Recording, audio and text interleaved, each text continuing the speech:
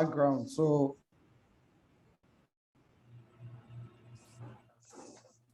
well, I think you are fine now. But let's give like 5 minutes. Some people are trying to join before we start, please.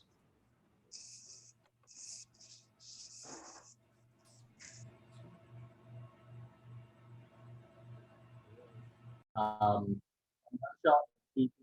Challenges in Nigeria hackathon pre-event webinar for participants.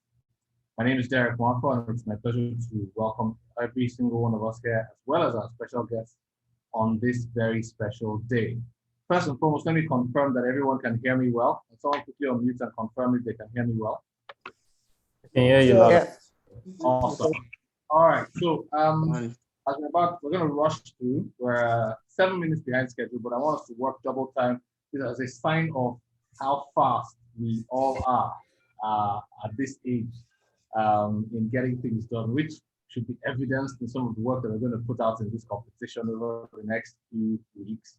We're going to cover a lot of ground very quickly. I need a rep from each team. Quickly mention your names, and then I'll acknowledge some of our partners, including NACOS and the CBN, right after that. So one rep or a team lead from each team, quickly say your name, your team's name, and just greet everybody. Very quickly, real quick.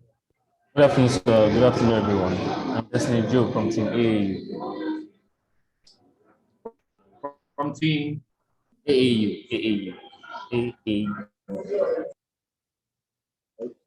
All right, go ahead. All right, next team. Welcome.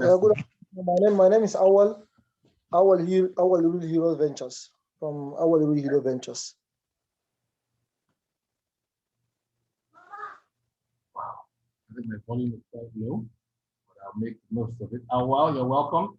Next team members present quickly. Where are all brave people that are in the house? Hi, I'm Joseph from Team Drastic. Hi, I'm Ibrahim Dauda from Indigenous Lab. Brian from Indigenous Lab. Okay, the whole team, yeah. Who else? Which other teams have we got on ground? Come on, guys. Let me hear from everybody quickly. This is just a quick response. What will happen when it's time to create solutions? Guys, who are we missing? Is anybody hasn't spoken? Samson, hello. Hello, my name is Samson from Team Sonwupi. All right. Good to have you, Samson, in the house. Next team, real quick. Hello, I am Usman Ahmad from Team Right Lab. Say that again, please. I am Usman Ahmad from Team Virtual Lab. All right, good to see you. You're welcome. Hello, I'm Oyesiji Abdulbasit from Team DG Niger. From Team DG Niger. All right, good to have you here, Abdulbasit. Who haven't spoken for their team? Which team has not spoken up? Sorry, can you hear me? Yes, I can hear you. Go ahead. This is Bayode from White Lights team. All right, Bayode, I hear your voice loud and clear from White Light. Good to have you in. Good morning. Good morning. Please connect your audio properly so you can hear everyone and you can also speak. All right, I have to cut this short right now as I take a moment to acknowledge the presence of very valued partners to FSI in this particular event, in the presence of the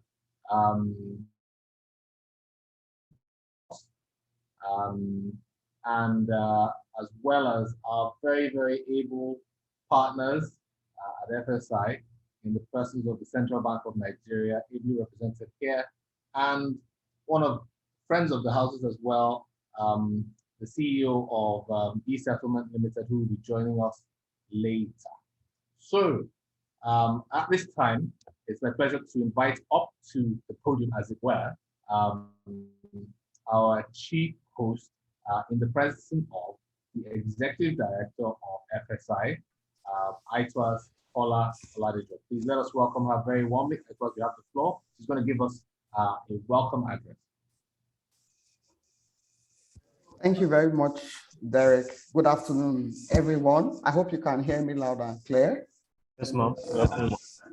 Okay, thank you very much for joining us. I'd like to first of all appreciate the head of Financial Inclusion Delivery Unit of the Central Bank of Nigeria, Dr. Paul Oluipe, who is ably represented here today by Mrs. Njideka Onwambuku. Thank you very much, ma. Your presence has added a lot of color to our events. And I'm also acknowledging the presence also of the CEO of E-Settlement Group, Mr. Olaolu Awujodu. This session, this kickoff session, Financial Inclusion for All Hackathon, is a student-based hackathon and is made possible in collaboration with the Nigeria Association of Computing Students, NACOS. Despite the strike, we have over 55 teams that have registered for the hackathon, and a number of people are still registering for this hackathon. We started this initiative last year, October, the student-based hackathon, and our goal is to discover talents in tertiary institutions. And as we discover these talents, we're creating a pool for the tech ecosystem, particularly the financial services ecosystem.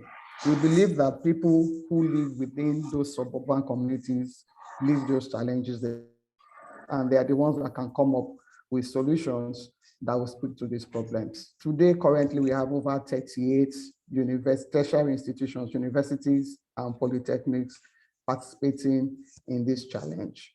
This challenge is going to address financial inclusion problems in the transportation sector, in the agricultural sector, in trade and commerce, in the health sector, and even the energy sectors. It will amaze everyone today that there are a number of people already thinking about how to solve problems. We're actually raising leaders in Nigeria. We believe Nigeria is a resource pool for Africa. We're positioning Nigeria as the place for tech talents, a place where you can change the narrative in the digital ecosystem in spite of the challenges that we face. The end game of this entire challenge is not just to raise leaders, it's also to create a path for these students. So we're creating two paths through our Campus Ambassadors program. The first part is to incubate those who want to become entrepreneurs. 81% of Nigerians today, according to an IMF report in 2021, work in the informal sector. And what that means is that there are a number of people who are underemployed, or there are people without jobs as well. And so we believe that once we incubate these talents, these tertiary students, and when they graduate and they become tech entrepreneurs, they'll be able to create employment. We have seen the likes of Flutterwave, we've seen the likes of Paystack, and several of them out there. And we already have about five teams from the last event, so that held October last year, that we are currently incubating. They have amazing ideas and they're ready to take it to the next level when they graduate. We're also looking at honing the skills of those who want to create a career in technology, and we'll be working with them and working with experts from the field to ensure that this happens. It's an eye-opener for everyone that Nigeria is a resource ground for tech talents, and that we would like several institutions working with us. I would like to also recognize Ansad, they're sponsoring this event. I would like to appreciate Flourish Ventures, one of our key partners. I also want to appreciate Future Africa, also working with us on this event, because we know that we own the future only when we create it. Thank you all very much once again for being present with us here, and we look forward to fruitful deliberations. Thank you, Mom.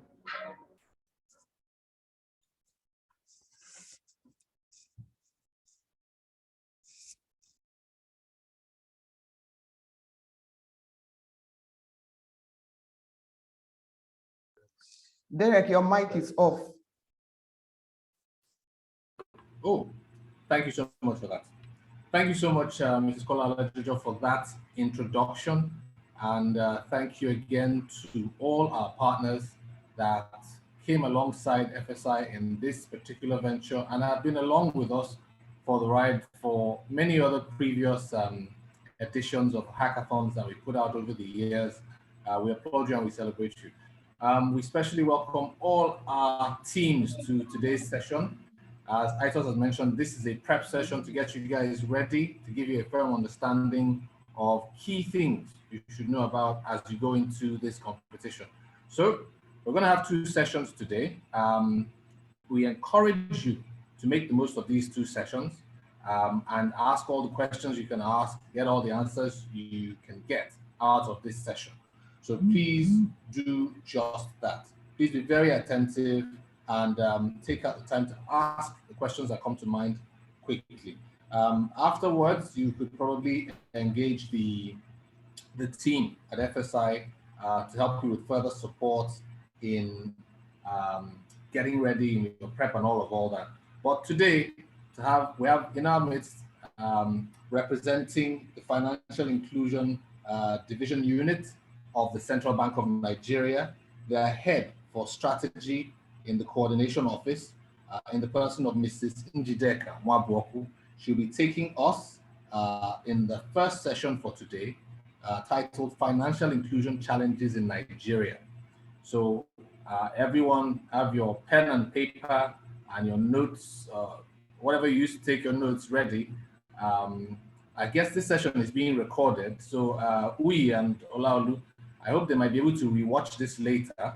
And if there are slides, they might also be able to get those slides. You guys will confirm that to me and to us in the house later. But this time, let us welcome Mrs. Mwabuoku as she takes us, in this first session. You're welcome, ma'am. Thank you, everybody, and good afternoon. So my name is Njideka Mwabuoku, the Head Strategy Coordination Office, Financial Inclusion Delivery Unit of the Central Bank of Nigeria.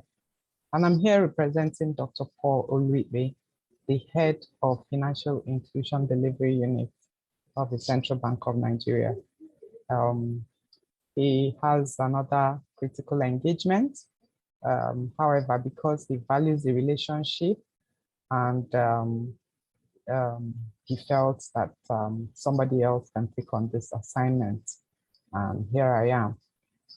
So before I delve into my presentation, I want to commend you on what you're doing in the digital space, particularly where students are, where the young generation is, because really that's a critical focal area, because once we start it right, we get it right, we'll have a long way to go. So I'll commend you and encourage you to keep it up. Thank you. So I think I'll just share my screen.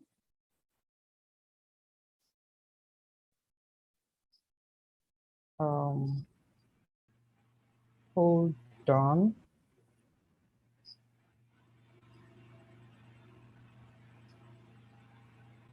Let me just be sure I have the right presentation.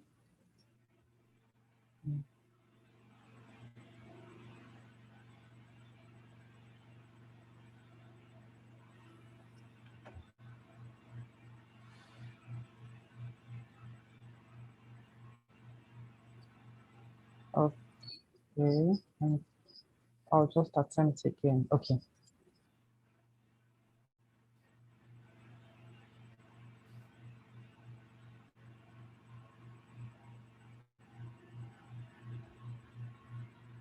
Is it on presentation mode? Can you see my screen? Yes, Yes, we can see it. Yes, ma'am. Okay, thank you. Okay, so we were asked we were requested to speak on financial inclusion challenges in Nigeria. However, we have this outline. Yes, we'll speak on the challenges, but we'll need to provide an overview of financial inclusion in Nigeria, at least when you have a bit of background. When you have a bit of background, it will enable you to appreciate the challenges better. And when you have that at the back of your mind, if your efforts are targeted at addressing any of the challenges, appreciating a background to financial inclusion would enable you channel your resources better towards addressing the challenges. Okay, so the outline will just define briefly financial inclusion, benefits, talk a bit about the strategy, the current status, and the challenges, and then we'll conclude. I believe it won't take too long, except when it comes to question and answers. Okay, so defining financial inclusion. In summary, financial inclusion is achieved when adult Nigerians have easy access to a broad range of formal financial services that meet their needs at an affordable cost. This definition is as captured in the National Financial Inclusion Strategy document, which is what guides all activities, all processes, all events that center around the financial inclusion ecosystem here in Nigeria. So in defining it, there are just some words or phrases that we just need to expatiate a little on. We have easy access. And when we talk of easy access, what are we talking about? We're talking about accessibility to financial services, financial products and services.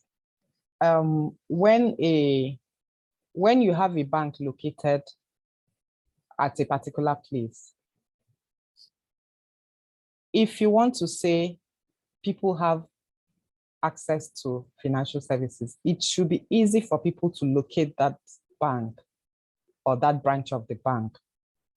Do you understand? So when you have people living in a particular place and they would have to travel miles or kilometers for them to access banking services, that hampers accessibility, or that is no longer easy access. Okay. Another way to look at it, assuming that they find it easy to get to the bank or to the financial institution, it mustn't be bank. You know, there are different grades or categories of financial institutions. We have the banks, we even have finance companies, we have microfinance banks, now we have payment service banks, and so on. So for the financial institution, peradventure, somebody gets there and wishes to open an account, and they bring out a long list of documentation requirements, what they have to produce. I know these days the basic is to provide your NIN slip, but depending on the category of account you want to open, or the category of banking service you wish to access, there may be some documentation requirements. And when you have it so stringent, will you still say that you have easy access to financial services? No. And maybe as we move along, you'll find out that in order to promote financial inclusion, there have been some, innovations or some ways that these have been broken down for people to access financial services. For example, the KYC is being broken down, tiered KYC, such that if you just want simple savings account, the requirement will be just basic, just provide your NIN registration, that's all. Then by the time you now progress to other categories of accounts, then the documentation may be, a little more. But for each category, it's recommended that it's still kept as basic as possible, so that people will not be encumbered or will not have many challenges trying to access account. We also have broad range. When we say broad range, I know I started with an example of savings, but that is not the only financial service that people cannot access. The financial inclusion strategy outlines a number of products and services that people can access. The basic payment and savings. Payment because we sit here or we are here, or sometimes we go to the bank and we need to send money as little as 2,000, as little as 5,000 to friends, to relatives, and business associates. That is payment. We have savings. We need to keep aside or set aside some money, maybe periodically from time to time. You need it to grow so that you can use it, utilize it, or channel it towards a particular need. That is savings. We also have credit. Credit, you will need fund or finance now. However, what you have been able to save or what you have available is not enough, but it's a critical need that you know that in the near future, your cash flow will be able to offset that need you have. However, you don't have access to that future cash flow now. What happens? You can approach the financial institution. Please, can I have so and so amount? I'll need it for this. I'll pay at so and so time. That's credit. We have insurance, we have pension. Insurance and pension, we need to do a whole lot more because we're really, really lagging behind. When we talk of insurance, we talk of the need to have a buffer. There are things that happen along the line. There are risk issues that you need to buffer against, that you need to have protection. However, you don't know what they could be. You don't know in what form, in what magnitude, whatever challenge you might face would come from.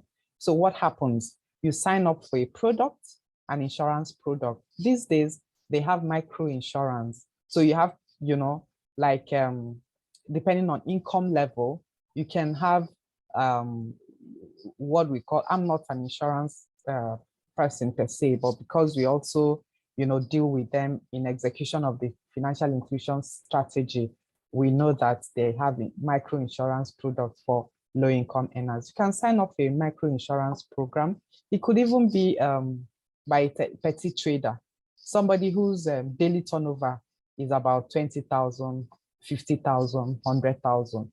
So you take up micro insurance. You never know. Recently, I was at an event and somebody talked about how she bought goods and I think upon taking it from one location to another to where she will sell, perishable goods. And I think early in the morning, there was an accident and this, I think it's a basket of tomatoes, they were all squashed. And she couldn't realize any sales from that particular day's goods. So what happened? She lost all that she had already bought the goods. It was in the process of transporting it from where she bought it to the like a Mami market where she sells, that this happened. But imagine if she took up a micro insurance coverage, she would be able to, make claims, get some money back, and continue her petty business. We also have the pension product. Yes, a lot of Nigerians are in the informal sector. However, this sector is encouraged to take up this pension product. You can sign up. It mustn't be anything big, even if it's would I say 1,000 a month that is being set aside when you engage a pension fund administrator. Put it aside. At some point, we pray to live long to retire. Even when life happens, because we're in the world, you can't rule that out.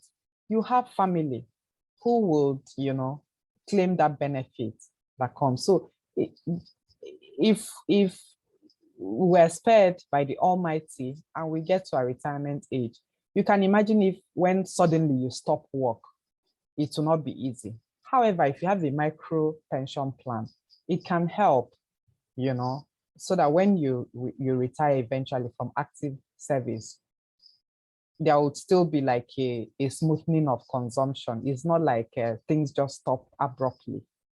So the next phrase I'll define is meeting of needs. It wouldn't make any sense if I go to the financial institution out there and they list their products and services, and these none of them meet my needs. What are my needs? They could be simply, okay, I talked about credit, and I know that that is part of the challenge a lot of people face. Some you would even be building savings, yet when they require credit, they may not be able to access. I mean, there may be some fundamental issues that may affect that ability to access the credit. So you see, even for women, some women, their credit needs might be a little different. A lot of women tend to, access credit for, consumption. They'll need to finance their home. They'll need to purchase things. Some of them will want to purchase in bulk. Bulk buying is cheaper in the long run. So what happens? Maybe some of these people are people that access or that are paid on a daily basis. If they are to be buying, maybe based on their daily income, they are to be buying goods, foodstuff, little by little, it will be more expensive. However, if they are to access some level of, financing on a weekly or even on a monthly basis, where they can buy a bit more and it saves them some, it encourages them or enables them to save something at the end of the month when you aggregate, then it's having access to financial services that meet your needs. These are just examples. I mean, we could go on. Another one, which is very, very critical, affordability. You hear that sometimes, I was also at another session, I think it was even in the same session, with this issue of affordability came up. What happens is that somebody, I mean, it's an NGO that really connects with women. So they have a lot of experience they shared at the session. So what happens is that we were told of somebody who, the chairperson of the NGO who was at that meeting was telling her I think they were discussing and she needed to make payment. I think she bought something from the woman, she needed to make payment. So she preferred to transfer. And the lady said she didn't have an account. And she wondered, how would you not have an account? I said, no, that once she opens account, that from what she heard, once she opens account, banks will start taking her money. And in particular, that should I say experience, even though while we're talking about that experience is about, we were talking about it under the concept of trust in financial institutions or trust in financial system. Now, I'll bring it down to why I'm bringing it up under this affordability is that sometimes you look at what product and service you're getting from a bank, also compare what are the charges? Is it affordable? Can I get an alternative? So these are some considerations that people would, but that is the beauty of regulation. Where you have regulation, a whole number of products and services will be regulated, including the cost. A lot of bank charges are pegged at a particular, they cannot exceed that. So everything now depends on competition. Some banks will now, based on competition, they want to, have a competitive edge over others.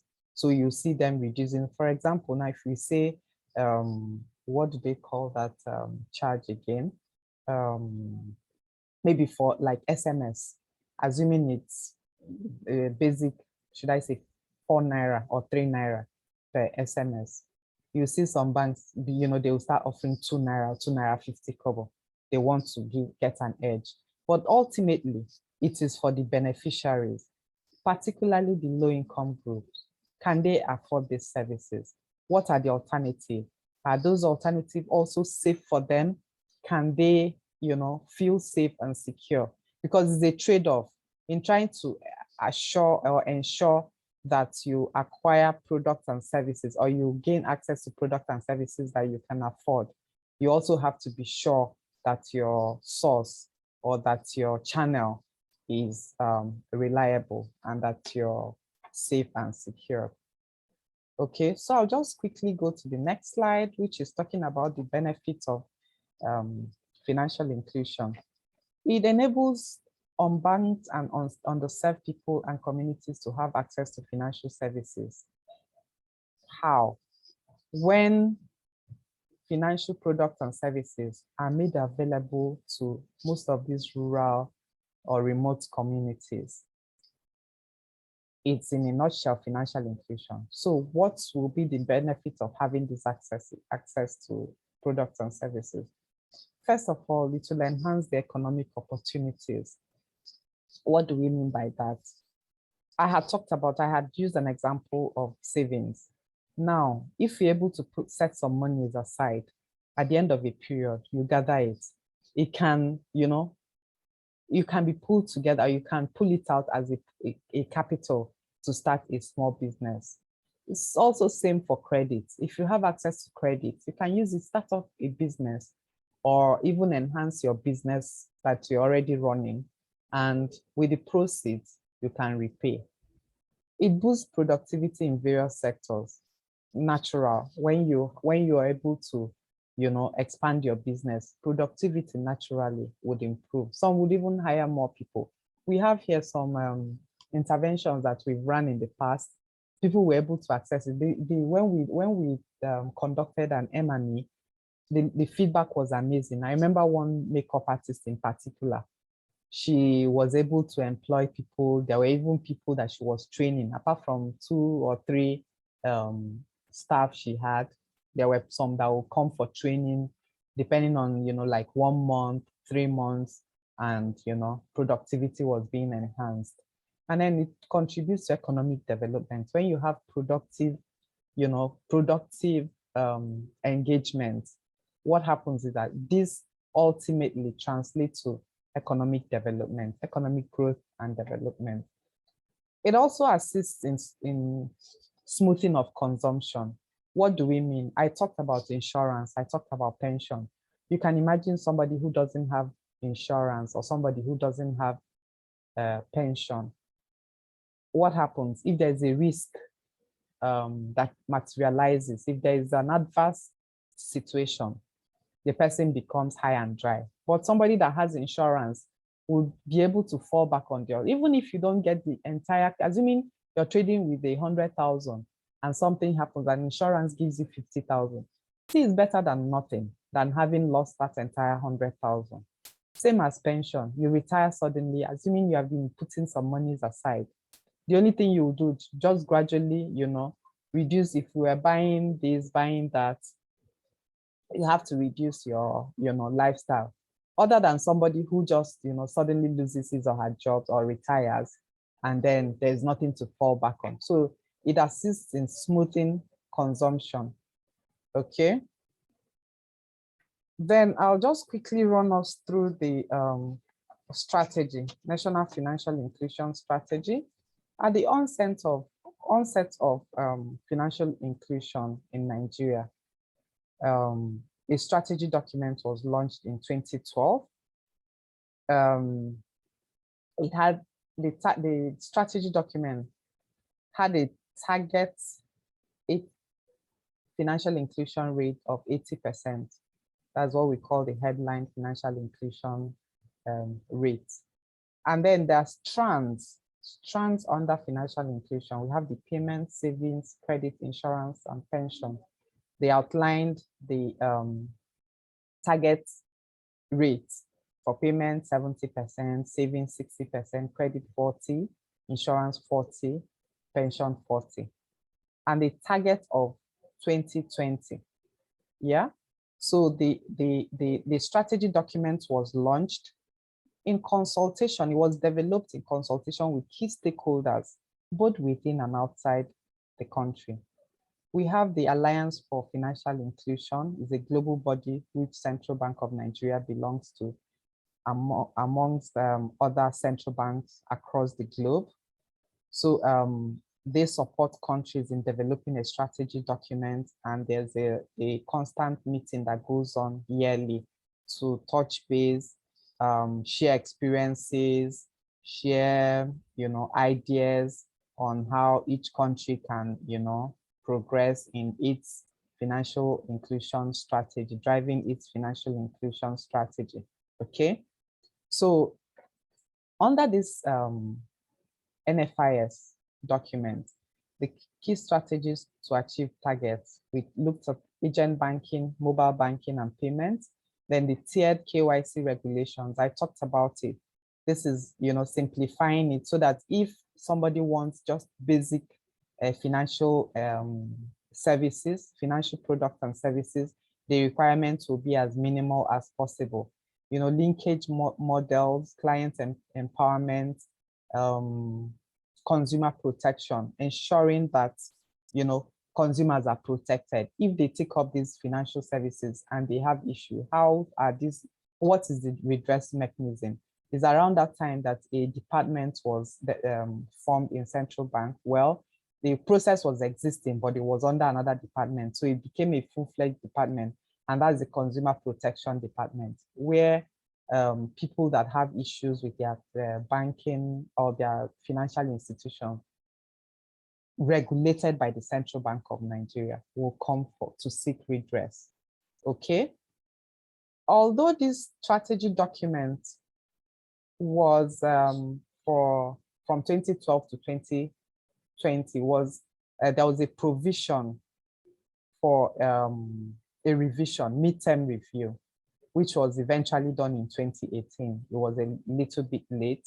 No new target was set in the revised NFIS document.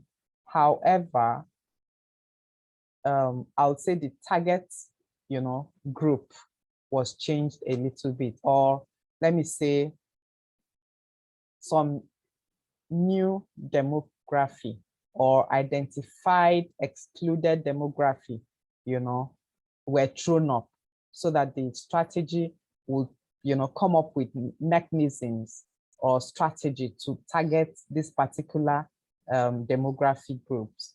We talk of women, we talk of the rural area, we talk of youth, then we talk of the region, with lower financial inclusion. That's the northern region. And we talk about the formal or the informal sector, that's MSMEs. A lot of them were not captured well enough. So the revised strategy sought to, have more targets on this group. And in addition, there were some, I would say 5 priority actions that target, a better way of driving the financial inclusion strategy. And these are creating an enabling environment for expansion of DFS. So, I mean, you see that at this time, it was already becoming expedient that the digital space be explored more, be supported more in terms of creating an enabling environment, because there are lots of innovations around there, and we know what this innovation can do in terms of reaching people. It gives opportunity for exponential growth in financial inclusion strategy and all. So another area is to enable the rapid growth of agent networks with nationwide reach. We know that, sometimes some of the cost of, setting up branches, okay, by financial institutions, it's huge. And some of them, for some reasons, some locations which they may not be too familiar with might be difficult for them to, to reach. So agent networks are, expanding agents to serve in some of these remote areas so that people can be integrated in the financial, system. That's all. Okay. So also to harmonize KYC requirements, also creating an enabling environment to serve the most excluded. So how are these, okay, for example, for this most excluded, we talked about one of the approaches is to, promote the uptake, the services being offered, in terms of non-interest banking, So for some regions that may be excluded because of, they may not have, or they may not be too conversant with the regular or the interest financial product and services. If they are more comfortable with this particular service, then it will promote their uptake of financial products and services.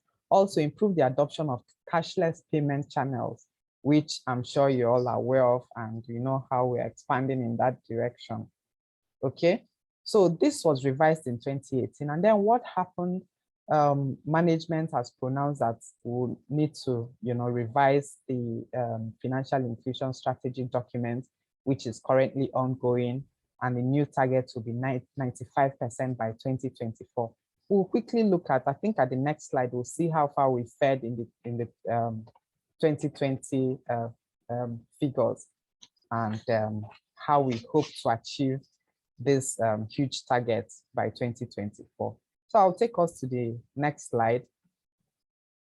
We have enhancing financial innovation and access is one of our critical stakeholders, but they are more involved in, studies regarding access to finance across, the whole of Nigeria. So they carry out these surveys every 2 years.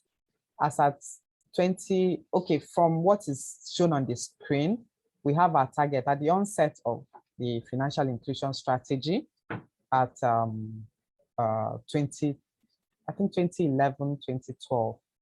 We have, there was a baseline study at 2010, and since then, the biannual survey have been conducted. So as at 2020, we see where we stand. That is this column. We have our targets by 20 as captured in the first financial inclusion strategy document. We have our target and we have this variance. So we were hoping that we'll get 80%. If you remember, I said headline financial inclusion rate by 2020 was set at 80%. Okay, so it means that if we have inclusion rate of 80%, it means that our target for exclusion rate therefore is 20%. Okay, so this was what it was at with the base. When we say baseline, that is at the starting point, baseline. So this is how you now check the progress. So we had been able to reduce the exclusion rate from 46.3% to 35.9%. This is rather slow. I mean, you see at the heading, while overall financial inclusion continues to grow, when we say incrementally, it has increased. However, progress has been slow to meet the National Financial Inclusion Strategy target. As we're discussing the challenges, I mean, you'll agree with me that the challenges are enormous and would require much more effort by stakeholders. I see time is going, I need to be a little more time conscious. So, but I wouldn't dwell so much on these key challenges. I mean, it's the major reason why we're here, but they've been simplified. We have the supply side, we have the demand side. Okay, so supply side, we're looking at infrastructure in the rural areas. If a bank is having challenges with, should I say, network infrastructure in some of these remote areas, it will affect its ability to offer products and services in those areas. Okay, so we can imagine what it requires for a financial institution, a bank, or what do they call that? Microfinance bank, to set up a branch in a particular location. The kind of infrastructure that they will require, the cost. So these are some of the things. Okay, I think they go hand in hand, the first and the second point. Poor mobile network coverage in parts of the country. Okay, high operating costs. When you ask, when you try to find out why costs are high, banks will tell you they're already running, the business on a high budget. We know the challenges we're having with electricity. For some businesses to operate, they have to run on generator from, a good number of hours per day, and how it affects the bottom line. For them, what is their competition level, innovation? We see a whole lot coming up every day. How are they able to leverage on, innovations in technology, global technology, to, provide what customers would require from them, okay? Okay, we talked about pricing models because it's a function of operating costs and then low partnership levels amongst key players. Okay, some businesses, they want to, run it alone so that the profit can come alone, not bearing in mind that synergy can even increase what each person will take home each business, will take home at the end of the day. So these are some of the, considerations, the challenges. Okay, demand side, we're looking at diversity and choice. What options do I have if I want to go and take up product and financial product and services? Do I have choice? Do I have diverse products that I can access? What are the product features? Are they suitable to me? Cost of transactions, because when the bank is talking about cost of doing business and the cost they would apply to their products and services, at the end of the day, it still boils down to customer. Can I afford to pay them what the price tags on their products and services? Okay, I already talked about proximity to access points. If I have to travel a long distance for me to access a financial institution, I would say, oh, why would I bother? There's this advert I see on TV. I think, is it Vault or one of these, the person just ended up hiding the money under his or her mattress. And you know what that's, it's also prone to its own risk. So, but these are things, how can I, so that's why agent banking comes into play. If there's an agent close by, you can through that agent either, lodge the funds in or go and withdraw, as the case may be. Then stringent identity and KYC requirements, okay? Volatile and small incomes. This is particularly important because in one of our strategy sessions, we're this slow, we're this, I would say slow in financial inclusion because we know what the unemployment rate in Nigeria is. If much more people are employed and the income levels are high, moderate to high,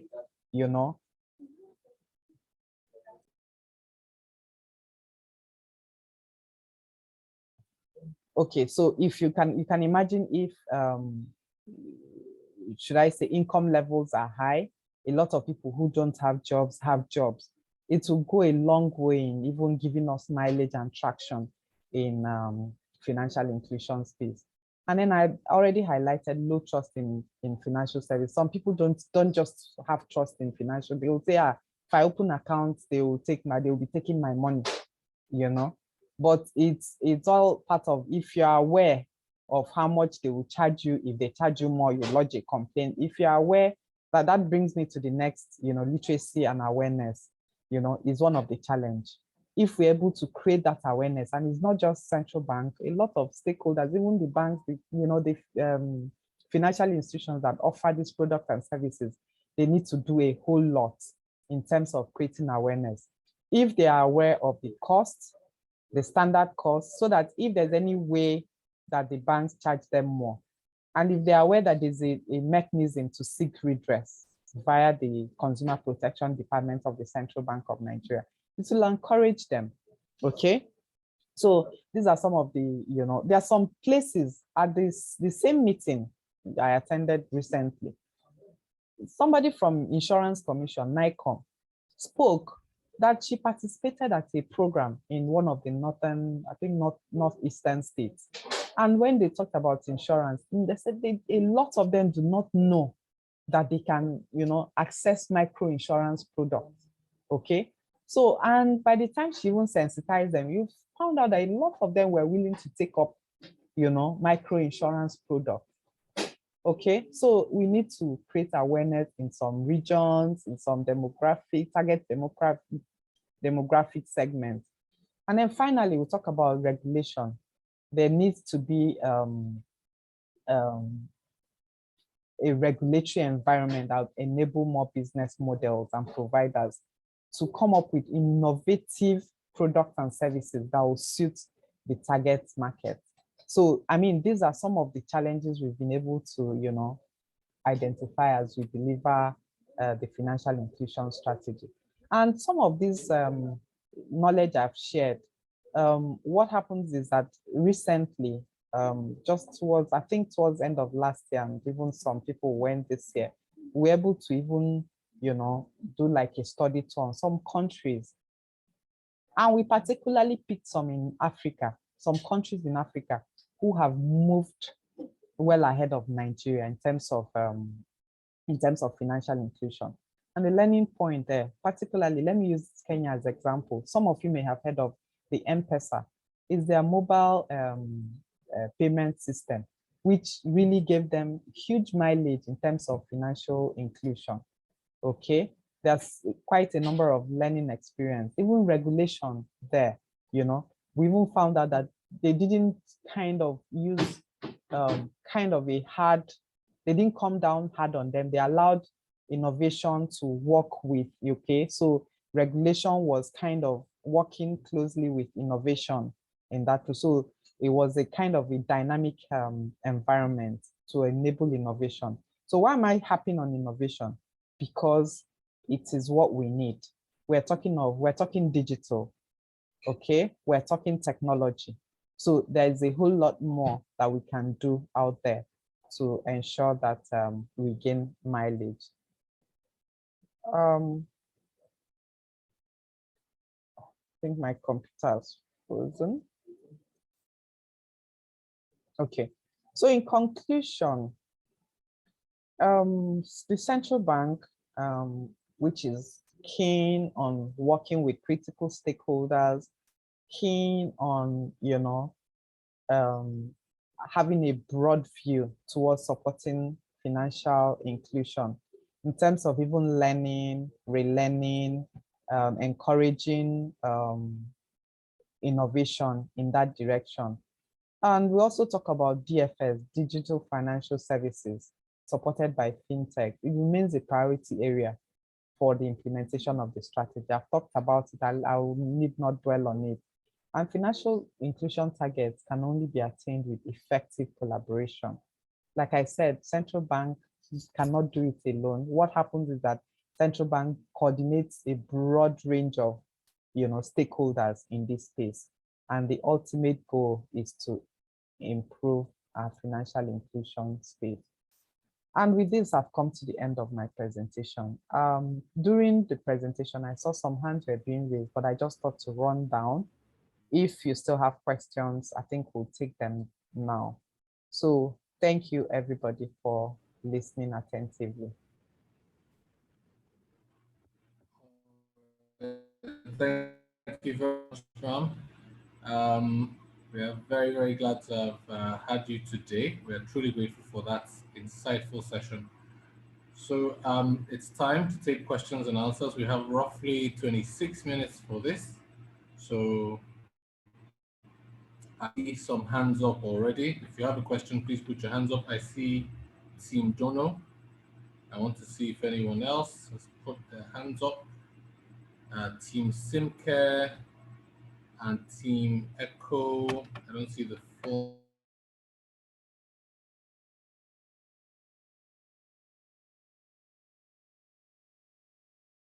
name. EcoCred or EcoCred. SimCare. So Team Dono, your hand came up first. So take your question first. Team SimCare and then Team EcoCred. Let's do those very, very quickly. You have a minute to ask your question, and then the answer will be given to you. After Dono, SimCare, and EcoCred, the next set are Shinobi. Chika, you need to rename yourself with your team name. Awal, same thing for you, and Samson, same thing for you. Please, we need your team names. Your team name before your name, it's fine. So Dono, SimCare, EcoCred, 1 minute each. Quickly ask your questions, and then our facilitator will answer, and we'll go on to the next week. Okay, thank you very much. Good afternoon, sir. So our question is, we were not able to join the webinar on time due to network issues. So we've been asking, is there any way maybe we can have a recorded session so that we can go through from the very beginning? And secondly, regarding the problem solution, how are we going to send our problem statement and everything on the canvas, are we going to have a template that we'll use while sending the problem statement? So I think that's it. Thank you. Okay, Team Dono, that's a question that will go to the FSI team. So please, we'll keep that for the FSI team. So let's move over to SimCare and EcoCred. Please, Olalo and Louis, please note that question. And then SimCare and EcoCred quickly. Okay. Good afternoon, everyone. My question is, why is financial inclusion focused on adults alone? Why not Gen Z? Because it seems like we are innovating for the past.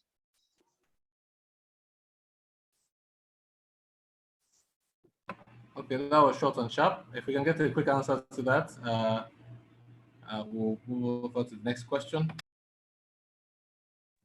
Do I answer or wait for the questions to all be aggregated? Sorry, please, could you repeat that one? I said, do I answer this question, or I thought the idea is to just aggregate a number of questions. Then we can all right, so let's take EcoCred as well, quickly. EcoCred, let's get your question. Good afternoon, everybody. Well, I wanted to ask, what place can our financial inclusion projects play in the global supply chain crisis and high inflation rates globally?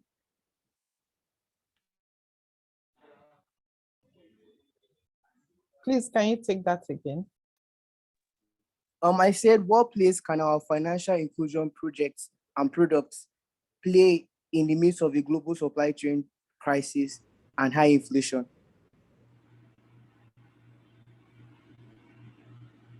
Okay, thank you. More questions? All right, so we could probably take, can we do those two? Can we do those two and then okay. we take a few more? Okay, so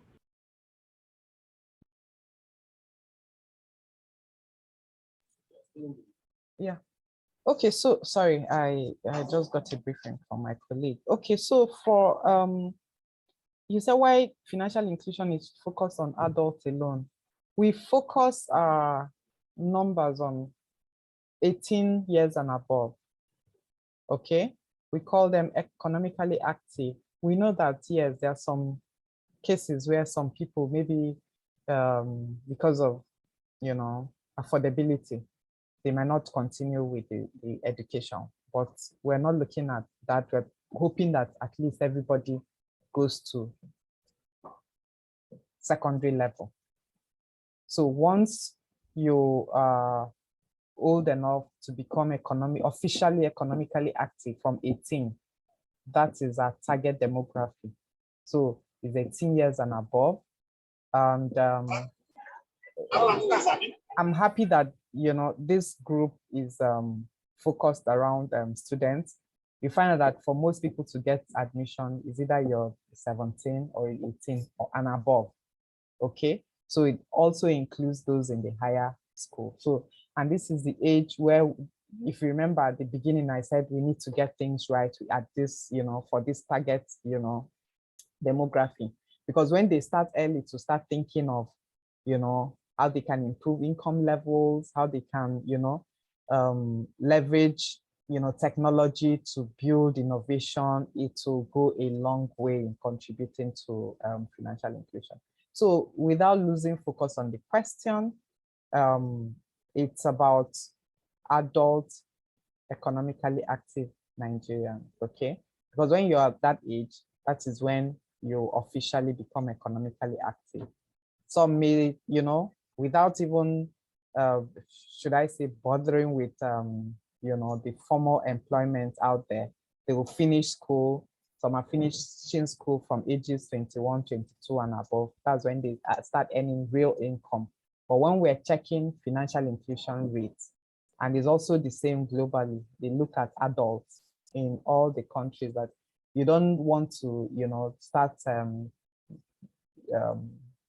should I say, conducting survey on children as to whether they are is adults. So that is why financial inclusion targets adults. Then on to the next question, which is the role financial inclusion plays in global supply chain and high inflation. If you remember, when I talked about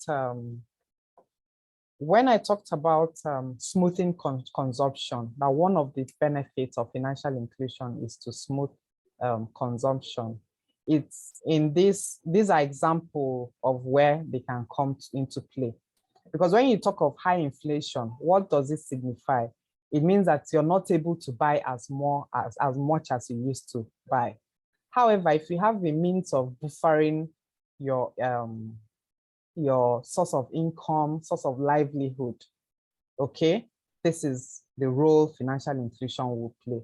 Also in global supply chain, I'm looking at global supply chain in terms of if a business wants to play in global supply chain, it means the business is big enough. So in that particular instance, it may not even be a core focus. However, if that business had been, existing, had been accessing financial products and services, it means that if there is any need, to continue, if there's any disruption, the business should be able to at least approach its financial institution and, can access facility that can enable the business continue to have access to global supply chain. But like I said, that is not the core focus on financial inclusion. It means that that business has been, financially included, has been in the financial system long before now. We are looking at lower income levels where people have not even been included at all previously. And it is for those group of people I would, want to, should I say, analyze in terms of the second aspect of the question, which is inflation. Is that group of people, target demography that inflation might affect, and it might disrupt their consumption. And that is the role financial inclusion plays by smoothing consumption for this category. Thank you. All right. Now, Team Agrigram, Team Sonwope, and then Team Roots Care in that order. Team Agrigram, Team Sonwope, and then Team Roots Care in that order. Please just use 1 minute and ask your questions. Okay, sir. Good afternoon, sir. Hello. Good afternoon.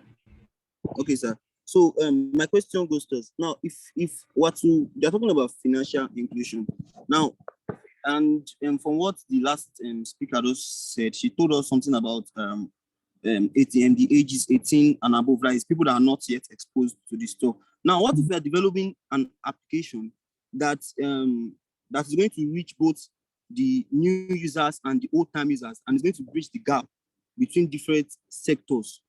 Is it also allowed? Sorry, can you take that again?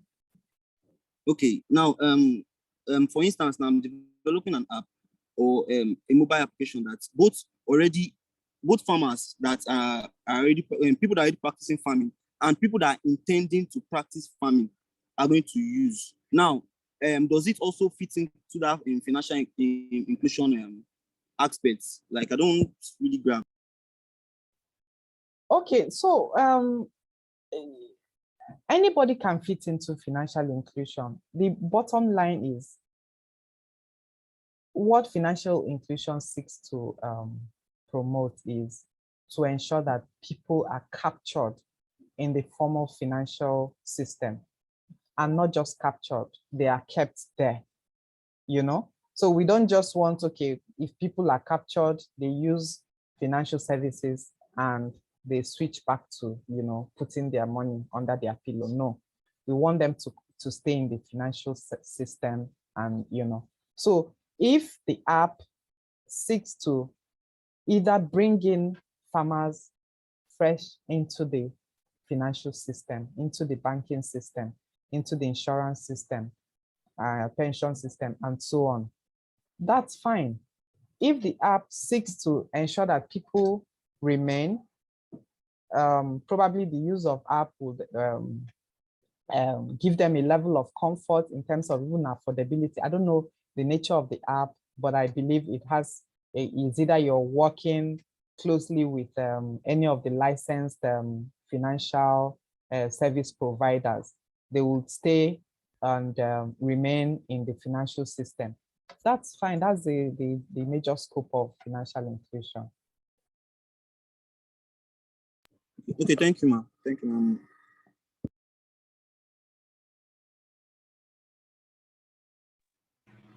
So pay and root care, please, quickly. All right. Good afternoon, Ma. Thank you for your presentation, Ma. Team pay and team root care, quickly, please. Okay. Okay, thank you for your presentation.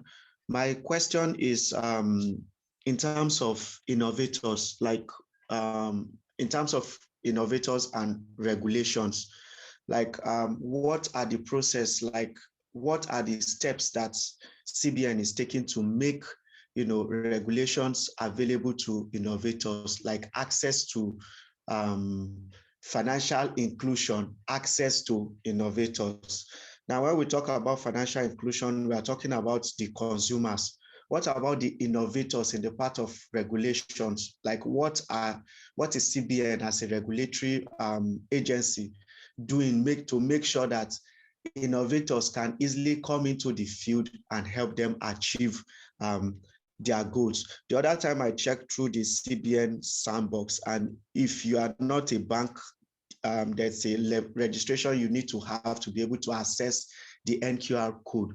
So in order to use these services that can make you innovate around financial inclusion products, what is the CBN doing to make this, to also include innovators, young innovators who don't even really have money, who have not raised funds and are trying to go into the system and build for people within this category that are financially excluded? Thank you. Okay, thank you for that question. So I believe the innovation has to be around financial products and services, because that's the scope of the central bank, one, and then financial inclusion. It has to do around financial products and services. And like I mentioned earlier during my presentation, there are institutions that we regulate, that we work with. However, you talked about the guidelines, the regulatory sandbox, the number of guidelines that probably after this session, I would ask somebody, my colleague, to send it across to you. But beyond that, we believe that if there are innovators or young innovators, or should I say standalone innovators, we encourage collaborations and partnership. Some of the, maybe this, because of the structure, the central bank regulation may not begin to look at them, you know, singly or individually. But the bottom line is for these innovators to work with regulated entities that central bank supervises in order to bring their innovations to fruition. So I think this is what I can, you know, provide here. However, I think my colleague is also here, Mrs. Akinfade. I don't know if you want to also shed more light on this. And also, I'll still make further inquiries and through the organizers, make some additional information available to you. Thank you. Thank you very much, Njideka. This is Temitope. Can I go ahead? What's your team name, please? I'm from the Central Bank. I'm not one of the team members. Sorry. Please go right ahead. Okay. Good afternoon, everyone. And it's been interesting listening to everyone. And thank you, Njideka, for the insights you have shared. You're actually very spot on what you have said. But I think the additional feedback we'll also take back to the office is the fact that beyond focusing on having inclusion for consumers, there's also a need to take a second look at service providers. I think that's the point he's trying to say, he's trying to put across. Yeah. But to answer directly, the CBN plays very active role in terms of providing financing in different ways for innovation. But besides that, we also have the sandbox arrangement. What I'll suggest is for specific innovation that right now, for whatever reason, is not able to fit within that very clearly. I think those kinds of consents can be put together and provided as a feedback. And then the supervisory department can take a second look. Otherwise, it should just be general, and then we won't have specifics to work with. I hope that provides some clarity. Right. Thank you for the addition. Thank you. All right, and thank you and well done. All right. Thank you for that further information. I have 2 hands up here from people. You haven't put in your team names. Awomewe and Ibrahim Yusuf. So you have to mention your team names, and I advise you to please rename yourselves after you ask your questions now. So go right ahead, Awomewe and Ibrahim. And after this, please rename your teams. Rename yourselves in the chat. Hello. Yeah, good afternoon. Hello. Good afternoon. What's your team name? Speed Cash. I got the email and I have to just log in. I'm working with Speed Cash. Speed Cash is just like a financial service for innovators too. There are some things that we are passing through that I just think asking at the platform would be right. For innovators, the cost of establishing or coming up with a concept in financial inclusion. With financial inclusion is in a way expensive. So for new innovators that are trying to bring in new ideas in terms of developing new ideas. Now, before you can say, we can say we want to invest in licensing, it's going to take a kind of way of testing the ideas first and making sure that it's viable.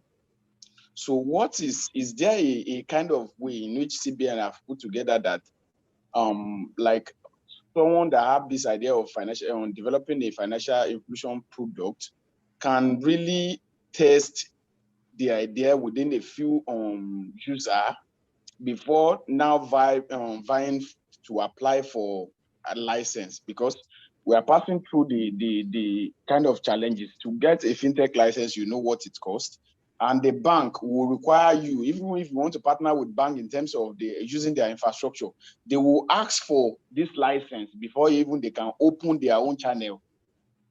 So I don't know. That is one of the difficulties that I think we are facing in order to. Sorry, we need our questions to be focused on the hackathon at hand. And even if you wanted to get further insights, perhaps that would be probably be an aside to your main question that has to do with this hackathon. Okay. So please bear with us. We need to give room to those who want to ask questions that have to do with the challenge, the hackathon challenge that we have right now. Okay, that's good. That's good. Thanks. Recommend that you do is if you document your question, you could pass it on to the FSI team. They can pass it on to the CBN team, and they'll see if they can get you a response. All right? Okay, that's fine. Thanks. Hello, everyone. So Hello. I think Team Rootcare, your hands are still up. Or your hand is still up. Is it the second question or? No, this is the first question. Hello. Right. Hello. Hello, can you hear me? Yeah, go ahead. Who's speaking? Hello, yeah. Good afternoon. Can you hear me? Yes, go ahead. I am Mohammed Usman Bello from Team Rootcare. And our question is, from the current status of the financial inclusions in Nigeria, from the statistic given to us so far, we have seen that the insurance sector, I think it has the lowest performance of like 2%, which is the lowest in there. Like, what is the major challenge that actually made, the major difficulty that made that the insurance aspect to have that such low performance? Dave, later now. Okay, so I'll just briefly and quickly, can you hear me? Can we all mute our mics? Yes, we can hear you. Go right ahead. Yeah. Hello, can you hear me now? Yes, we heard you. I heard you. You asked what are the major causes. I'll just quickly, I know we're behind time.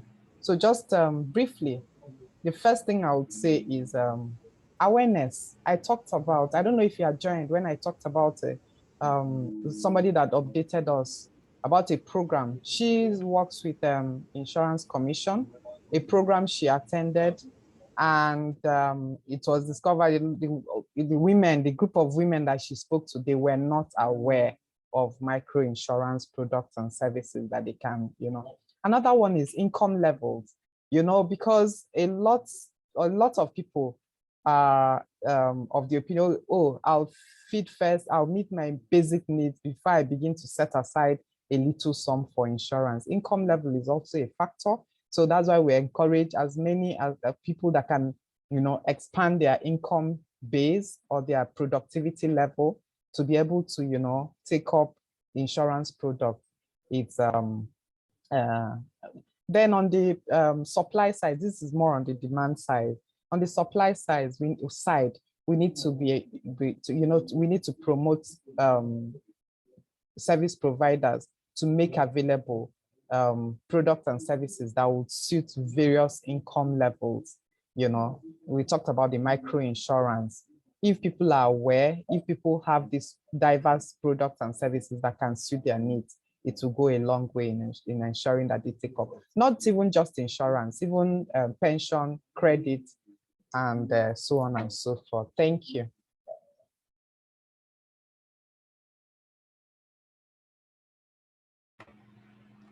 Thank you so much, everyone, for your questions. And thank you once again, Mrs. Njide Wabuku, for facilitating that session for us.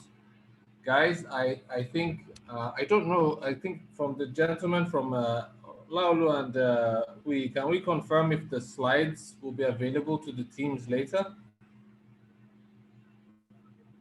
I'll share the slides. I hadn't sent it to your team. I'll do that. And I don't know, my colleague, Mrs. Akinfade, is still here. You still want to add something to what I explained?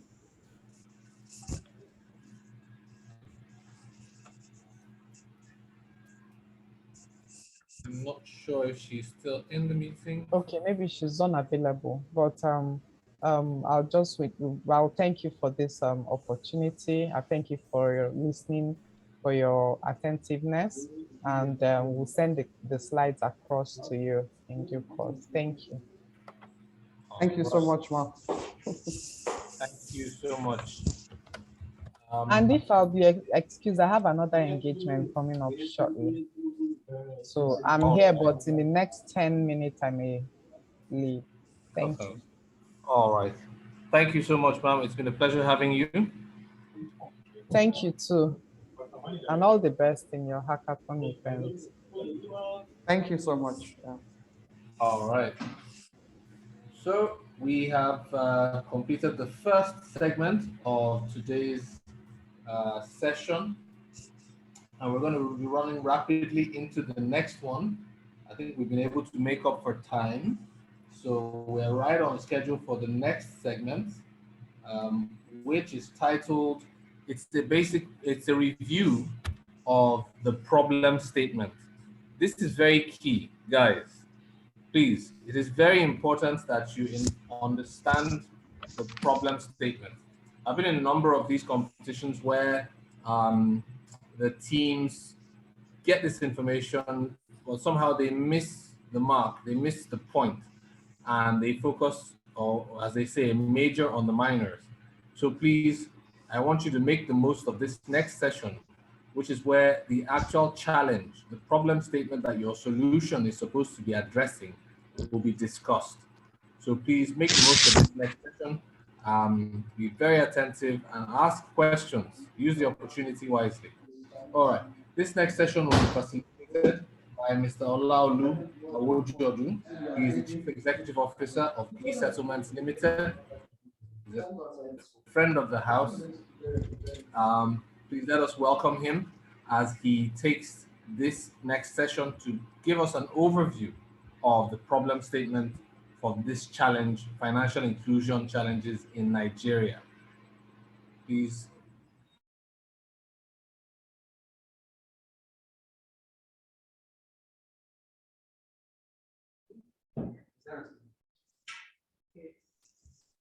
All right.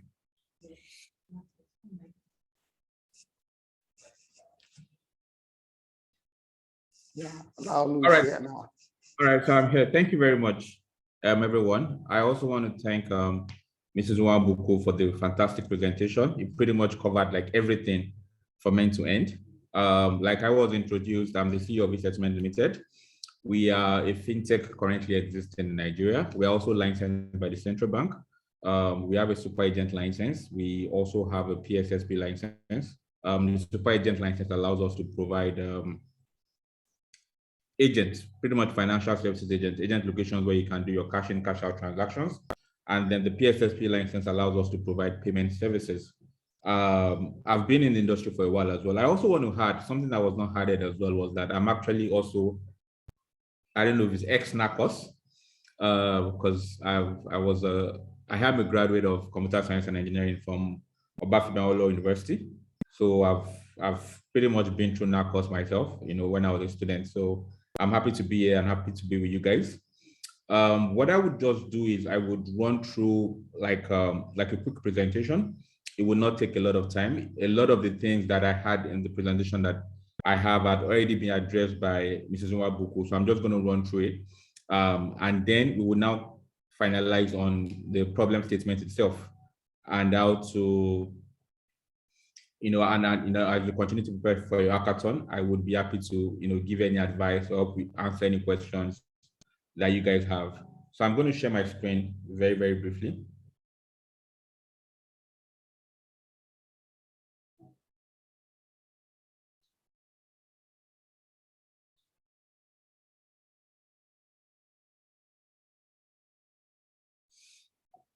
All right. Yeah, so I have this short video that I want to play. It's about a 2-minute video. Let me see if I can get that to play.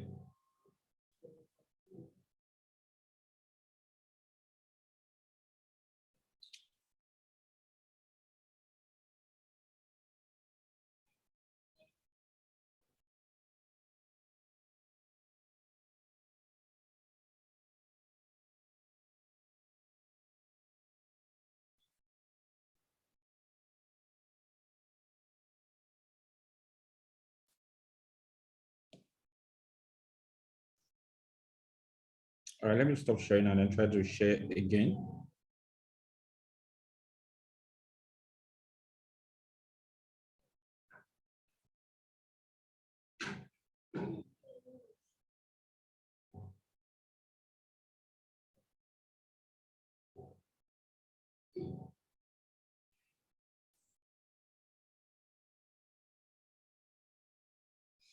All right, so I'm having difficulty playing that video, so I'll probably come back to it. Or is it going to play? Okay, I actually played it some minutes ago on a different system.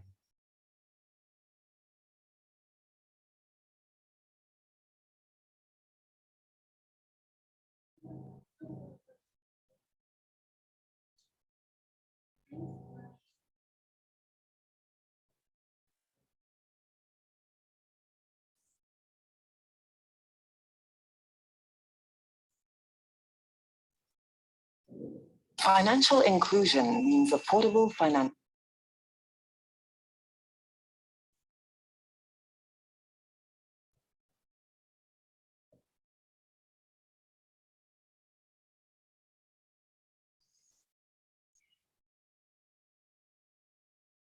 All right, so if it doesn't play right now, we'll probably come back to it.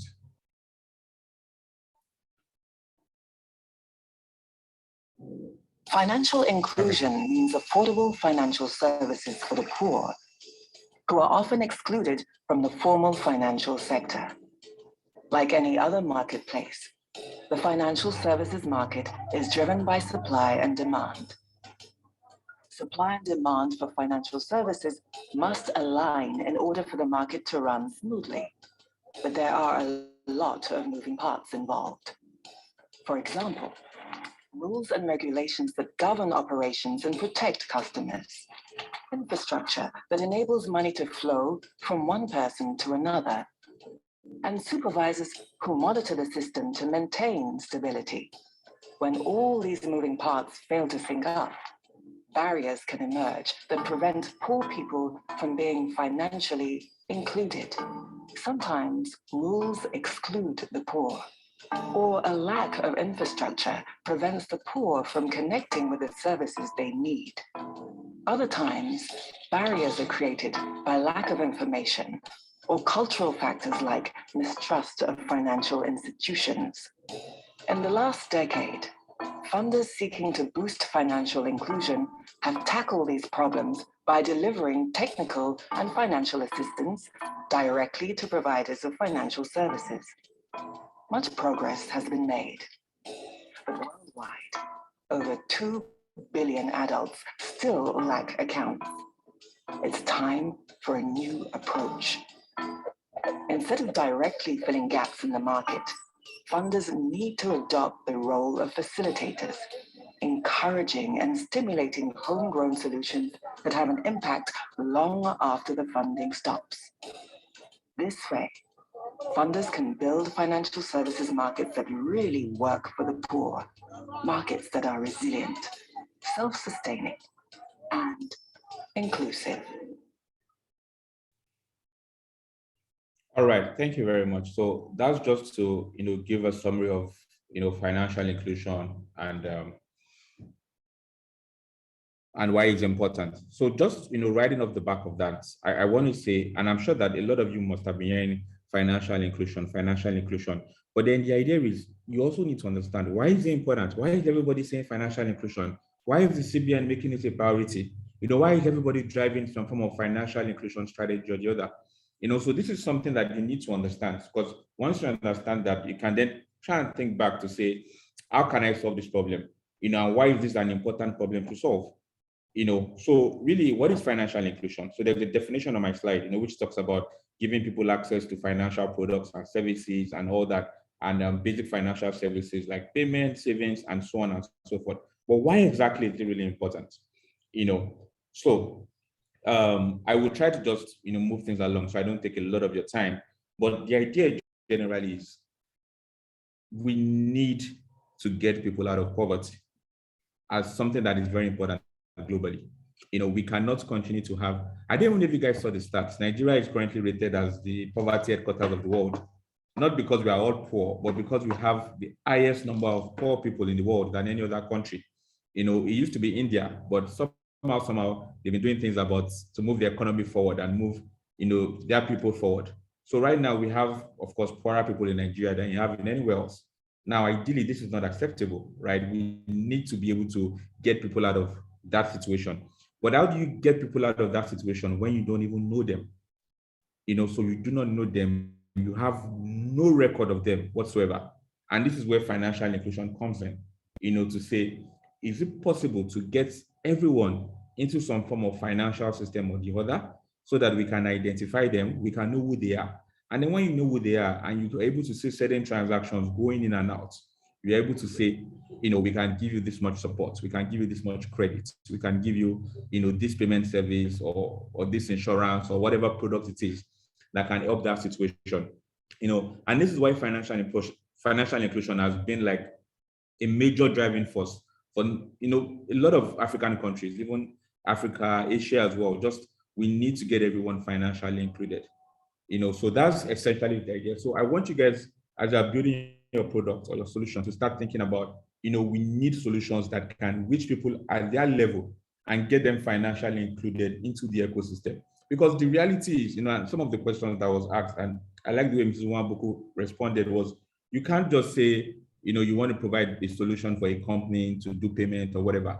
That's good, that's fine. And there's money there as well. But in the scope of this hackathon, we are really focused on financial inclusion, which is getting people that are unbanked, underbanked, into the financial ecosystem.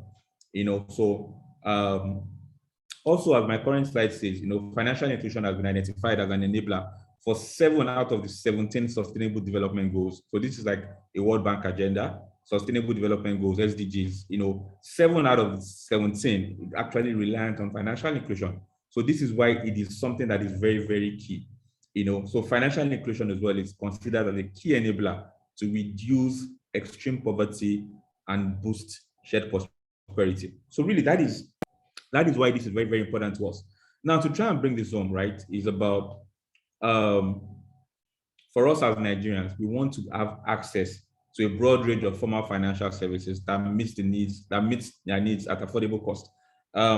So this already has been drilled on, by the previous presentation, but essentially these are the things that are really important: access. And just like was said, you can't find, there are not enough bank branches in Nigeria. That is just the reality. Total bank branches in Nigeria, if you count all the First Bank plus all the GTB, all the Stanbic, all the banks we can think of, all the commercial banks, is less than 6,000. 6,000, that's 6,000. And you're talking about 200 million people.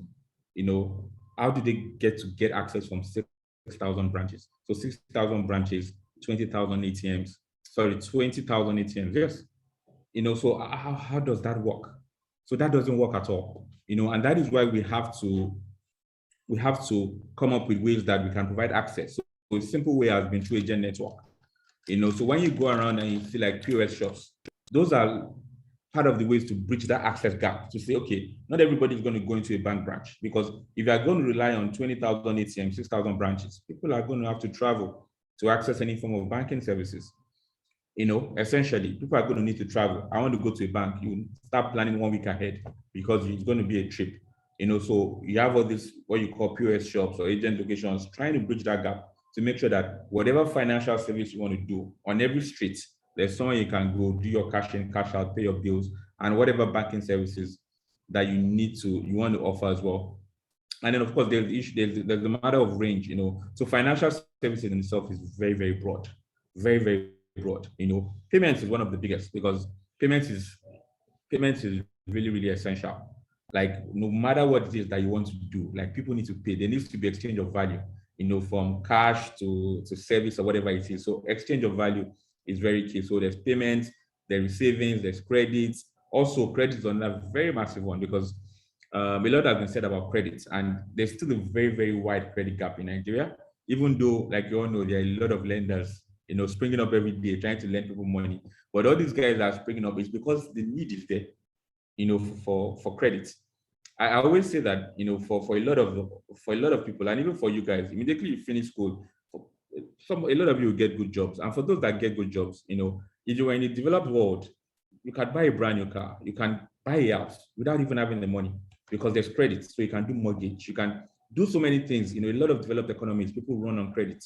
But in Nigeria, everything is cash and carry. You want to buy a house, you need, maybe at most the landlord, the house that you pay twice. But nearly every other thing is you have to have 100% cash. So we are still we don't have enough credit. So there's a credit gap that can also help with, bridging financial inclusion and all that. Insurance has been talked so much about. I think current insurance penetration is at 1%. So there's a lot of gap there as well. Then there's investment. People have some extra cash that you can put somewhere to grow value and all that, and then pension. So I'm not going to dwell too much on all that because it has been discussed.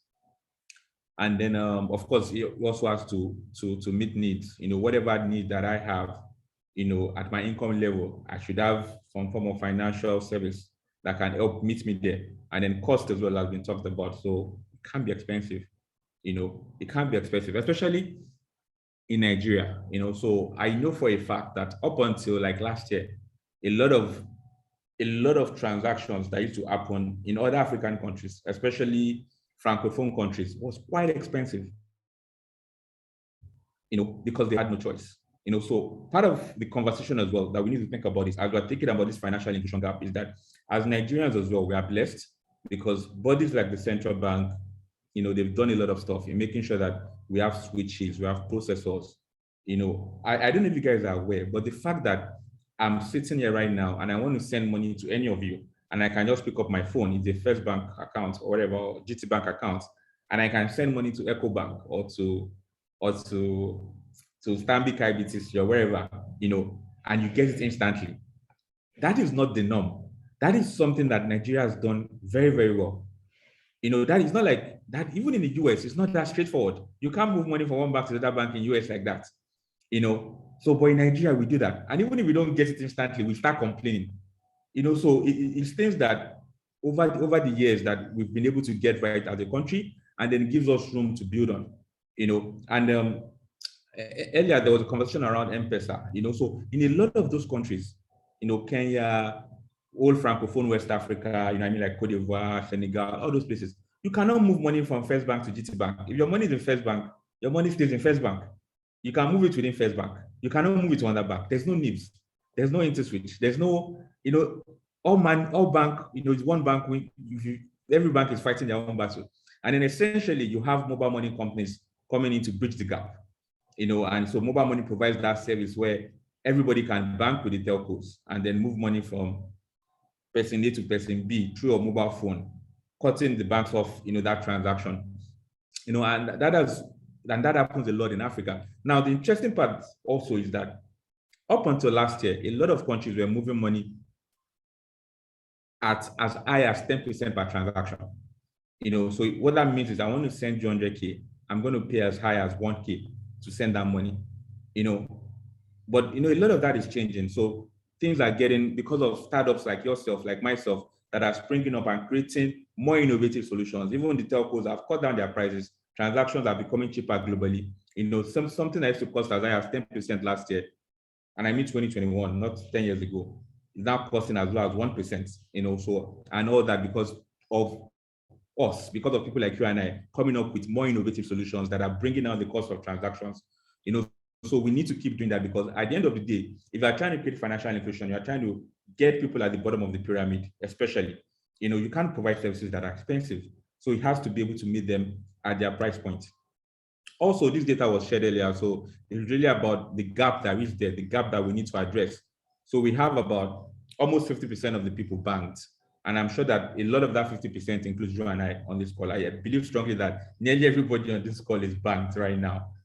So you have about 50%, almost 50% in that ratio. You have about another 6% that are banked in one formal structure or the other, but are not fully commercial banks, maybe MFBs or whatever institution.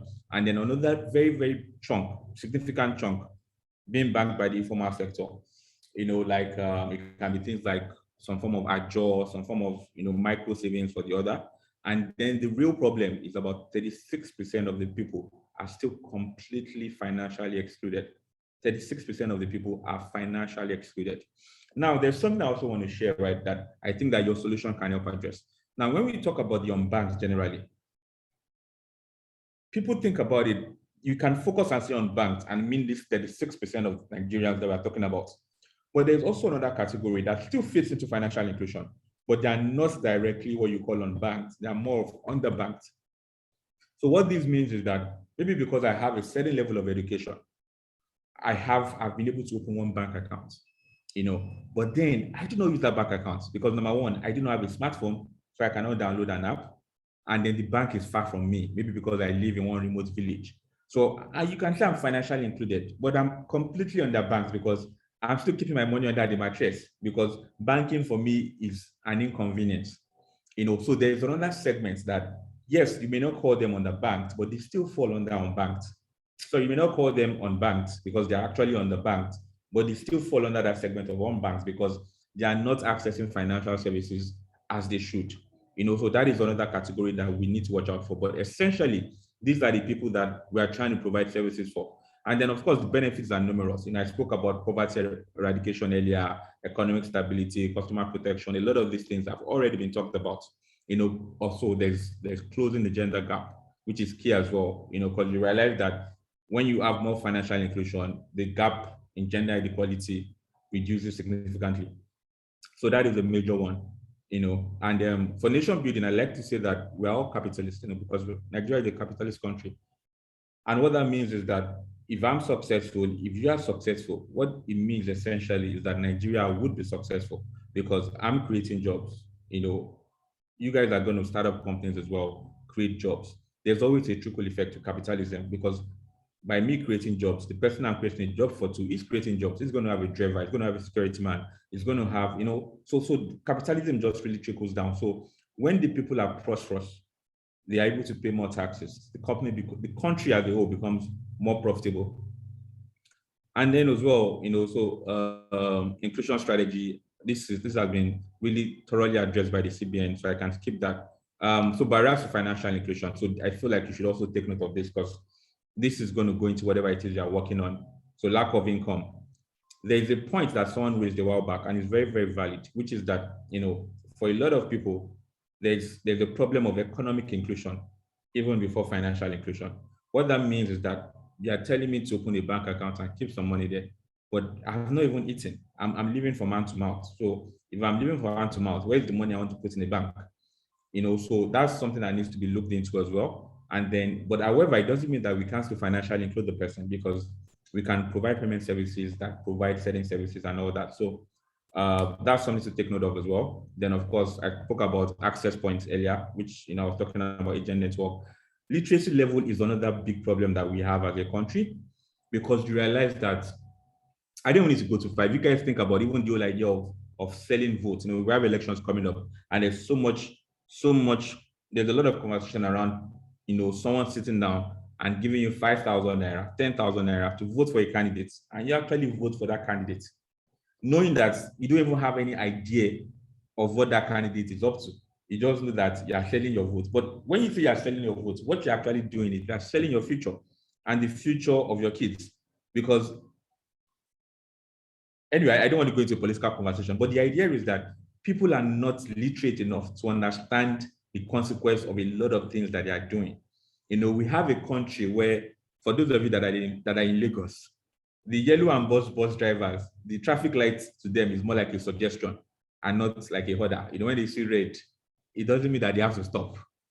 So there's a certain level of literacy that the people just do not have, that somehow as a country, we need to figure that out to get people to have some bit of, more, I don't know what to call it really, so just more common sense, because without that, when the people are completely, and I don't want to use education because a lot of times when people say, oh, you're an uneducated, people start to think about, well, I've not gone to university. So it's not really education, it's just literacy or common sense or something. Just, people need to understand certain consequences and just get general knowledge. So those are things that we need to, that there are major barriers to us. People need to understand, even simple things like understanding your bank account statement, because I'm in the agent network space. I've seen people that are doing business, they don't even understand their bank statements. They'll tell you that money is not there. You say your money is there, they say money is not there because they did not get a lot. You say go and bring your bank statement, and they'll bring their bank statement, and the money is right there, but they did not get a lot. So it's like the money is not there because they did not get a lot. It doesn't mean that the money is not there. So these are literacy problems that are going to always create challenges for us that we need to overcome as a nation. And then, of course, high cost of services. By the way, it is expensive, but things are getting better. Every day, things are getting cheaper. Cost of smartphone penetration used to be so poor. Now it's getting there. More people are buying smartphones. Cost of data used to be so high. It's still high, by the way. Nigeria's data cost of data is still high, but every day is getting cheaper. So those are some of the barriers that we have. But as we grow, day on day, month on month, year on year, it gets cheaper. And then of course the cumbersome requirements, which I'm glad is being addressed, because right now there are basic accounts that you can set up that require very little KYC. Because by the time you want to set up, in the past, you want to set up like a full function account, person needs to go and bring BVN, bring ID card, and not just any ID card, and all that people do not have. But now there are a lot of rules and laws that allow people to open accounts with minimum viable documents or whatever you want to call it. And then over time, as they get to do more transactions, they formalize those accounts and add more information. But so that is something that has been worked on significantly. And then so just the end of this slide just talks about so we need to be very strategic, in terms of financial inclusion as a country, because like I said, nobody's happy when they say Nigeria is the headquarters of poverty in the world, right? We have more poor people than anybody else. Yes, it's never going to be countries like Ghana or Togo, right? Because they do not have the population. So anyway, it's always going to be countries like Nigeria, India, China, Bangladesh, even USA. I mean, countries with 100 million people and above. Because naturally, when they say, like, just statistics generally, when they say, oh, number of people living with HIV, is, I'm just giving an example, they'll say it's highest in maybe Nigeria or whatever. But the reality is that we have more people than everybody else. So it was going to be countries like us anyway.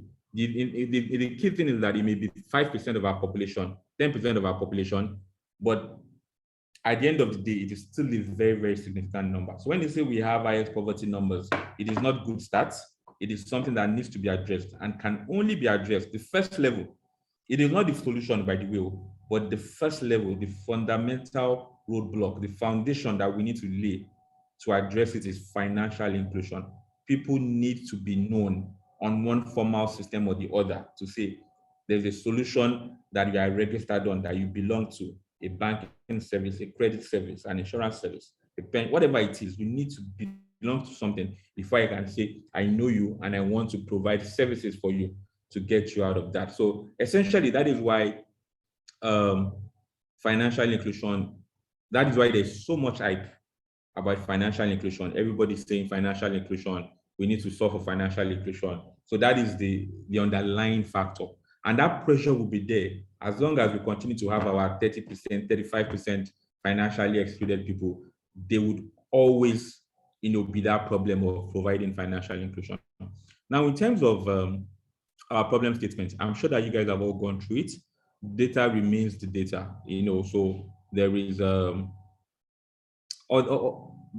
there is very little to go over on that, but the important thing is there needs to be clarity. So we have we're thinking of solutions that can help with cash transactions, within transportation sector. So our transportation sector, as an example, is still very, very, very cash driven, like very, very cash driven.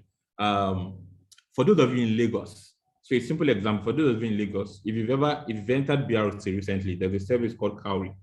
You have to be able to, so BRT buses in Lagos, I don't know if you guys, for those that know Lagos, there are these blue government buses, they call BRT buses, that picks a lot of people daily. Startups like us, you and I came up with a solution to solve that for them. Now you have people with these cards, they call Cowry cards, that you can fund online, or you can go to the bus stop and fund it. And then the Cowry cards are the only cards really accepted in BRT buses. So that is people trying to solve that problem already. So it's those kind of things that we need to think about. So how do we solve problems in transportation? How do we solve problems, for farmers? Farmers are big, and it's so sad that a lot of farmers still remain financially excluded, a lot of them. So we need to be able to come up with solutions that solve problems for farmers. And then a lot of things are happening as well for electricity, energy. So you have a lot of places that don't even have electricity. Can we use financial inclusion to solve those problems for them? Healthcare as well. I want to get, I want to buy drugs, I want to pay for hospital services. All that is just opportunities. Now, as an entrepreneur, I want to tell you that there are a lot of problems, right? And this will be my final statements, right? There are a lot of problems. But when we have all these problems, it is not a problem for us. When everybody says, oh, there's this problem here, there's this problem there, what we are seeing as entrepreneurs, and I'm talking about myself and every one of us on this call, is opportunities.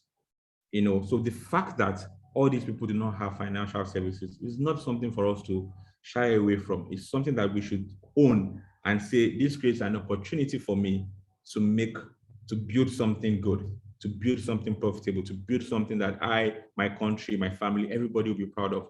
So when we listen to all these problems that, oh, there's a problem here, there's a problem there, we do not see problems. Instead, it's opportunities for us to say, how do we solve these problems? How do we create a solution to make payments for this ecosystem, become easier?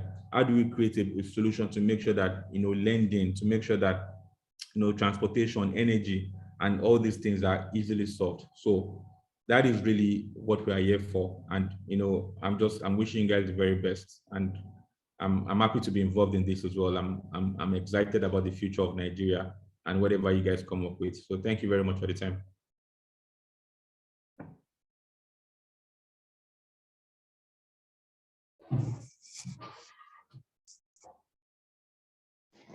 All right, thank you very much for that presentation, sir.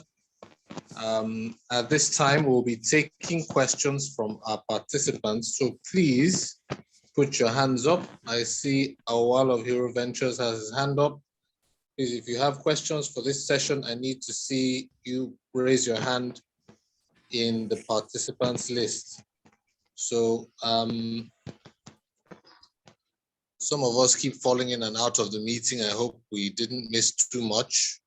But I trust that at least we can try and catch up by looking at watching the video later and possibly getting the slides and reading through. And again, just basically revisiting the problem statement document. While I wait for more people to put their hands up, just to reiterate, there are a couple of indices that have repeatedly been cited in the slides from the two presentations. Ease of access, low cost. These are things, this is speaking of the principle of financial inclusion, giving people easy, nearby access that crosses over barriers around language, gender, social stereotypes, and so on and so forth, and gives people access to payment services,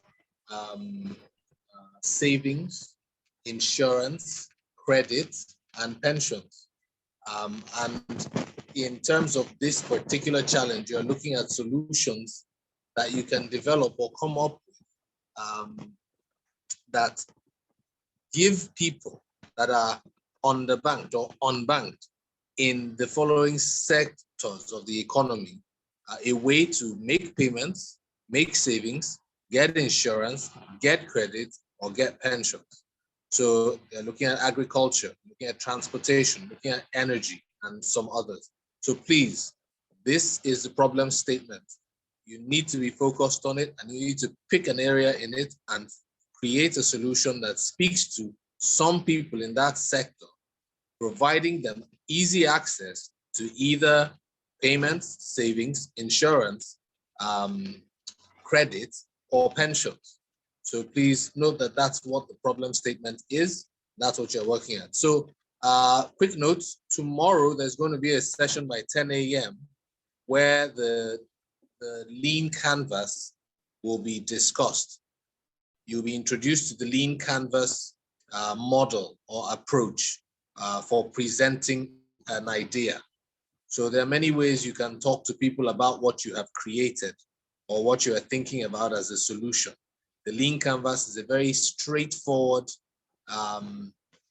easy to use model for presenting your solution, your idea to an audience. So again, please be ready for tomorrow to participate in that session via Zoom as well. A link will be shared from the team so that you can get the most out of that session and prepare yourselves for putting together your presentations of your solutions.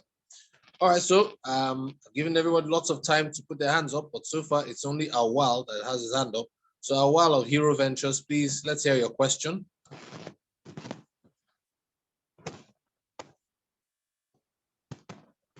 Awal, okay, Nasiruddin will come next. Awal, Hero Ventures, let's hear your question, please. Hello. Are you with me? Yes, we are with you. Everyone, and thank you very much for lectures. I wanted to issue. You know, we students, especially in Nigeria, we have different kind of ideas. We think we have a lot of issues that we want to solve. But what we lack is technical skills. You need to bring that idea into light. Like one thing, the problem we have is that we have a solution to that solution was targeting climate change and how to make to their waste material that they use, all kind of waste. That is what we're doing. a way for people to it away for free. We are trying to create something, and even where they will earn from it. So what we have a lot of ideas that we wanted to solve. The problem is that the idea I see we can, like me, I am a web developer. I can develop a web and let me say introduce some little JavaScript on it. And what I need is that I need the back end. I need the back end developing. That's what I'm not good at. And when I try to include somebody that will help me to do that, I actually because me upon one that I cannot afford. Application. I'm not that good at mobile application. I'm trying to learn something from, but I'm not that good. So the problem is that when I try to sell the idea, somebody that is mobile developer who can develop an app that will develop based on my idea, there were that I could not afford to pay them. So that's how my ideas are dying. So I wanted to know what is FSI doing in order to help students achieve their goals. That's my question. All right, so your audio was really bad, and I'm not sure that our host, our facilitator heard everything. But I think I heard you say that you have an area of strength, which is web design, and you need people who are conversant with mobile app development, and you have a challenge finding them. Is that what your question was? Please. My question is that I don't have a lot. The problem is that when I ask them to for me to develop my ideas, they are demanding a huge amount I cannot afford. So that's what is Okay, they're asking for payments. So anybody you wanted to say you want to pay him. So my team, we don't have that background on mobile app development on that. All right. Okay, I think I'll just let this question go to our facilitator because he's an entrepreneur in this space. So I must say that for the purpose of this hackathon, it is expected that you will be able to identify people who can come alongside you to work with you on this solution. That's part of the resourcefulness that is needed in any enterprise.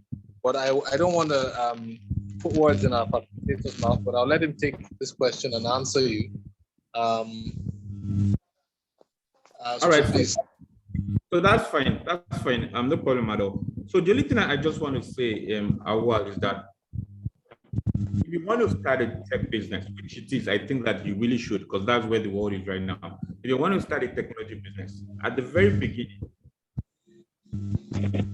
first of all, it is impossible that you cannot get anything done if you do not have technical resources. You need to have technical resources. And to get technical resources, you really have two options. I'm trying to think of the third one, but I can't. So it's essentially two options. Option one is that you have finance already, either from maybe a 9 to 5 you are doing, or from your parents' house, or from your family. You say, I want to build this software. It's going to cost me 1 million naira. It's going to cost me 10 million naira. It's going to cost me 500,000 naira. I can afford to pay for it. That is option one. Option two is that for a technical co-founder, which is the preferred one, by the way. You look for a technical co-founder because the reality is that entrepreneurship is hard. Business is hard. It's always better that when you're in it, when you're in the mud, and there are two of you in the mud, it feels better that there's somebody that understands everything you're going through, and you can rub off each other than you being in the mud alone. So the best option would be that you look for a technical co-founder. And what that means is someone that can actually write the code that you cannot.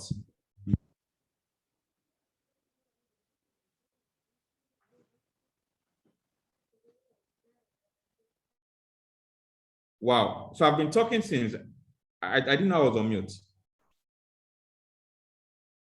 All right. So let me just take that again. I've been talking since I didn't know I was on mute. All right. So I said when you are trying to do something like this, there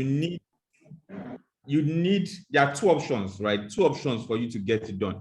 Option A is that you have money, you have funds, either from a 9 to 5 job, from a project you've done, or from your family, or from friends, or wherever, but you have the money that you can pay an engineer to say, I want you to help me build this software. I want you to help me provide this application. So you pay for it and they will provide it. That is option one. Option two is that you look for a technical co-founder. By the way, this option two is the preferred option. You look for a technical co-founder that can provide the technical skills that you do not have. And I said that it's also very important to have a co-founder because the reality is that business is hard. There are times that you are going to be in the mud. It's always better that two of you, there's more than one person in that mud that you can share ideas, drop off each other, comfort each other, than when you are just in it all alone. So option two is that you get a technical co-founder, you're able to sell your vision that I want to build this app that is going to change the financial inclusion landscape for the whole Africa. And you're able to sell the idea to somebody else that can write the code that you cannot write. And the person buys into it to say, that is a beautiful idea. I'm going to write the code and I'm going to be your partner, an equity partner. And then you guys are two doing it together. That would be the preferred option. But those are the two options. But it is impossible that you want to release a technical solution without you know, the software knowledge or the software skills. So I hope that answers your question.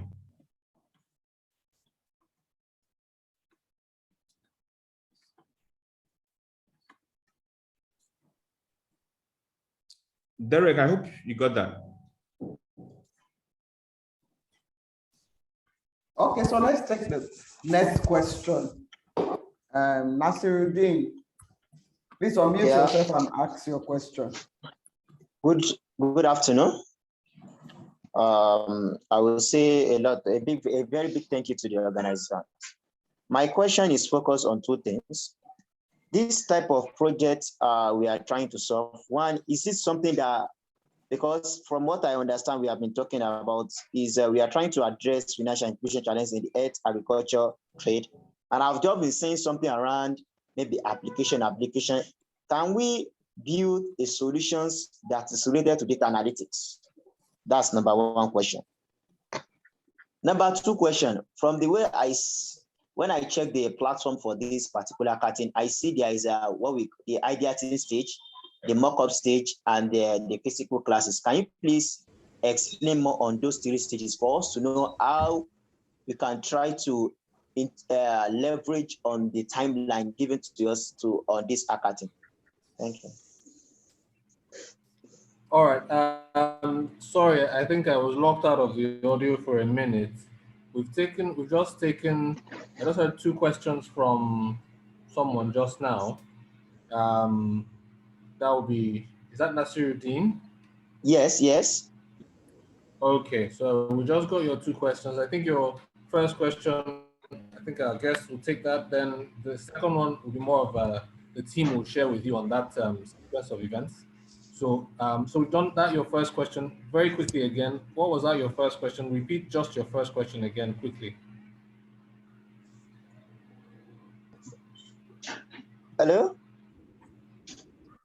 Can you repeat your first question quickly? All right, so my first question is just that I've been hearing about mobile development. Can we focus our solution on data analytics approach? Like, can we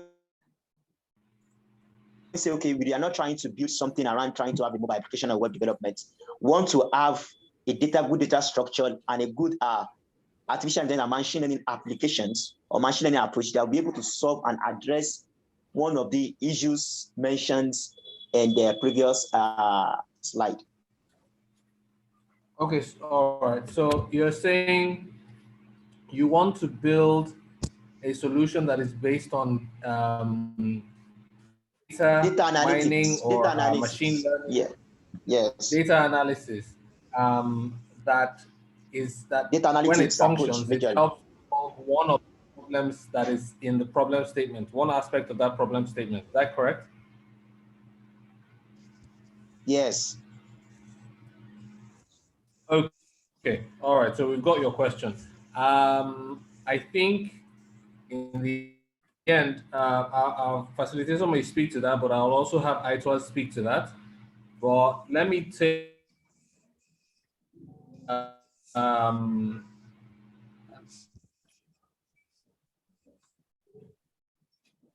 direct network is bad. Yeah, but I think that last question is really for FSI, you know. But for me, I have that too. So let me take another question and then Umar Adam. Adam, quickly.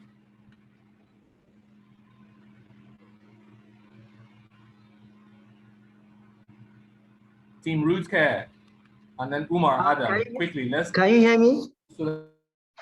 Can you hear me now? Yes, we can. Good afternoon. Thank you for the wonderful presentation. You spoke about the inclusion. The idea I have, it's kind of it's easy to implement, but then the challenge is that those outside network range. So I don't know, does it also exclude others, or what do you advise I do? Sorry, can you take that again? Can you take that question again? My solution is that for you to use the solution, you need an internet. So the main challenge I'm facing is those outside network range. Yeah, they still remain excluded from the solution. So I've been cracking my brain to see what I can integrate with that, but I don't know if there is an advice in this very regard. All right, so what I would say is this, right? And this is the reality. Okay. Oh, Sorry, I I wanted to take one more. Yeah, I wanted to take one more question, then you answer all three. Okay. That was Team Root Care, right? Yeah. And then let's just take Team Cyberbotics quickly. Team Cyberbotics quickly. Good afternoon. Good afternoon, sir. Good evening, sir. Sorry. So my question is that you talk about like tomorrow they are going to start, let's say everybody is going to present the problem you have as hand to solve. I don't know whether that tomorrow they are going to present a software developed or you're just going to like say the idea you have. I don't know. I just want to be clarified about that, sir. All right, thank you for that question. That one, I will probably speak to that, and ITWAS will also speak to that. But let's go back to Mr. Olaoluwa. And Olaoluwa, you're looking at the questions from the previous speakers. So you could just go right ahead. All right, thank you very much, Derek. So the very first question was around using data analytics. What I would say, even though I know that FSI will still respond, is that yes, please go ahead, right? Because there's a lot of data gap in our country, that, for example, just simple facts, everybody that wants to code data around financial inclusion always puts a FINA. It shouldn't be. There should be multiple sources of data, but there's a very, very huge data gap in Nigeria, in Africa as a whole, generally. That should not be. And then aside from that, we are not even doing enough with the data that we have in terms of analyzing it. So yes, if you have a solution around data analysis, I think that you should go ahead and push that forward. It is going to be very, very relevant in the present and in the future. So please go ahead and push that forward. Now, the reality and the truth is that it's impossible to do very, very fantastic data analysis without a bit of data science. You need to be able to, if you are writing in Python, or at the very least use Power BI extremely well, be able to write some SQL or whatever it is to be able to access data and query data. So there's a bit of programming in it, but you can focus on data as well. It is it's a very laudable course. So I would say that is one. The second question was around, what was that again now? The one I wanted to respond to earlier. The first person was machine learning. Then the other person, that was... It was Tim Root. Tim Root was talking about... Yeah, what was Tim Root talking about? Struggling now. Sorry, Team Root Care, what was your first question? Were you want to have two questions? Quickly, please. No, Team Root Care, I'm about to ask my question now. Good afternoon, everybody. Sorry, can you speak louder, please? Yes, can you hear me, please? Good afternoon. Hello. Yeah, please speak a little louder. Sorry, please. Before Tim Root, I remember the question now. It was about the person saying that the solution was based on internet, right? And they wanted to know what to do because not everybody that is financially excluded has access to internet. So that was the question. So my feedback is that, yes, go ahead. But ultimately, your solution should be in two levels. Level one should be build something that rides on the internet. Because, and I said this during my presentation, even though a lot of people do not have money to pay for data, the number of people subscribing for data still continues to increase every day. So what that means is that by providing your solution, level one of your solution, you are building something that would work for some people now today, but you're also building something for the future because more people will get to pay for data. So go ahead and provide your solution, even with internet. However, that should be step one. The step two of it should now be that I have another idea that rides on, example, USSD. So I don't know if you are familiar with USSD. USSD is *556, *77# whatever hash that people can do, and you can use any phone, even Palasa phone, and you don't have to have data. So your solution, go ahead and build your first phase, which will ride on internet. And then go ahead as well. Don't stop there because you are trying to attract the financially excluded. Then you go ahead and build something that rides on USSD, as a phase two. So you know that it covers both ends. And then as people continue to move gradually from USSD to data and start subscribing for data, you are already covered in both markets. So that is the way I want you to think about it. So that was the second one. Now the third question was extremely for FSI, which was about, do they need to provide the full application and all that? So I'm sure that ITWAS, Derek, you would be able to respond to that. Yeah, so ITWAS will also speak to this. There, you have the program outline, right? And it tells you this first stage just speaks to you developing your concept. It's largely you and your team giving the judges or the review team an overview of what you're thinking, what you've seen that is a problem, the size of the problem, the people who this problem affects, the solution you've come up with, how this solution can address that problem for those people, and how big of a deal it is in a nutshell. And that's what the lean canvas you're going to be taught about will help you put together. So it's a really compact representation of your whole idea and why it's important. So that's the first stage of the competition. So at that point, you're not building anything, you're not writing any code, unless you're really very proactive and you want to take the risk of putting all those hours of work in the hope that your idea goes through that first stage. But at that stage, at this first stage, the ideation stage, you're coming up with the idea and you're documenting it for other people to see and buy into. So here, it's not about how pretty it looks or how functional it is and all that. It's just the idea. What is this thing you want to do? Who does it solve a problem for? And how important is it? When you clear that stage, then you now go on to the stage of saying, okay, your idea is good. You're on to the next stage. Start designing your minimum viable product. That is a basic service or product that can solve a problem. And perhaps you will earn money from it, perhaps. But it's a basic service that solves at least one problem. So I'll let ITWAS speak more to this as well. She might flesh this out as well. I think someone else asked a question about how to build their team. And I think if you're in the FSI community, inside the community, you should be able to find people in your own campus or around Nigeria who can partner with you, and they're not asking for Naira and dollars and euros and pounds to come alongside you to help you through this stage, because they're just like you and they want to have a win. So it's not all about money and payments all at this stage. So ITWAS, please, you have the floor. You can probably flesh that out a bit more. Okay, thank you very much, Derek and Olaolu. You're doing a very good job. Just here smiling. I think Olaolu has spoken to the question about data analytics, and I'll leave it at that. He's one of our mentors, and he can help you. But just make sure that whatever you're building speaks to financial inclusion. Tomorrow's section is very important. We could not hold it today because we had two facilitators today, and I can see that some people have dropped off the call already, right? So we can't have that session today. So tomorrow, you'll be taught how to use the lean canvas and how to document your idea.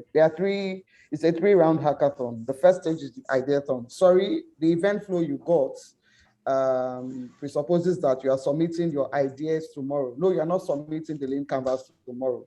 You'll be submitting the lean canvas on the 25th. That's next week, Wednesday. So you have from today till next week, Wednesday, to put your ideas together whatever sector you are working, you are looking at, and then submit that idea through the Lean Canvas. Well, you'll be taught how to do that tomorrow, how to document your idea, the problem statement. And you know that the judges are going to look at those ideas critically. You're not going to have a session where you interact with the judges. So you have to be very concise and very, very, very, very clear. Make sure it's very simple and it's actually addressing one of the problems on the problem statement. The second stage, those who are shortlisted will move to the second stage. The second stage is the mock-up design stage. So at the mock-up design stage, whatever you have documented as your idea, you'll be coming up with the mock-ups. You do a design, and so a group of judges will also look at it. And the people who are successful move to the final stage, which is going to take place at Abeokuta during the NACOS National Conference from the 16th to 18th. And that's where they'll be building the minimum viable product. So we're not expecting that you build out all of the features of a product that will serve the customers. It's not even possible to do that within this space of time. You need to take time to engage. So this first stage, between now and next week, Tuesday, Wednesday, we expect that you will engage the community more, and that's why you are in your various locations. You are not in Lagos, wherever you are now. We're doing this virtually. Engage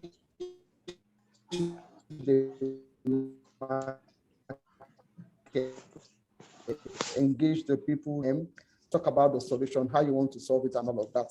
So I hope that addresses the questions that have been asked. Thank you. All right, thank you so much for that. I trust we have about 4 hands. Let me see, we've got, okay, sorry, it's just William Marvelous of Team AAU, then Team Agrigram. William, Marvelous, and then Chika, Team Agrigram. Let's hear from you guys very, very quickly. We have only 7 minutes left to the end of the program. Okay, hello, good afternoon. Sorry, I came in the meeting kind of in the middle. Can I have like a brief summary of what has been discussed, like just like pointer summaries of the major things that have been discussed? Thank you. Okay, you'll be able to get that through slides and possibly the recording of this meeting, if that will be available to the teams. So you have to request that from the FSI team, from Olaolu and we, they'll sort you out. All right, Marvelous, quickly, your question.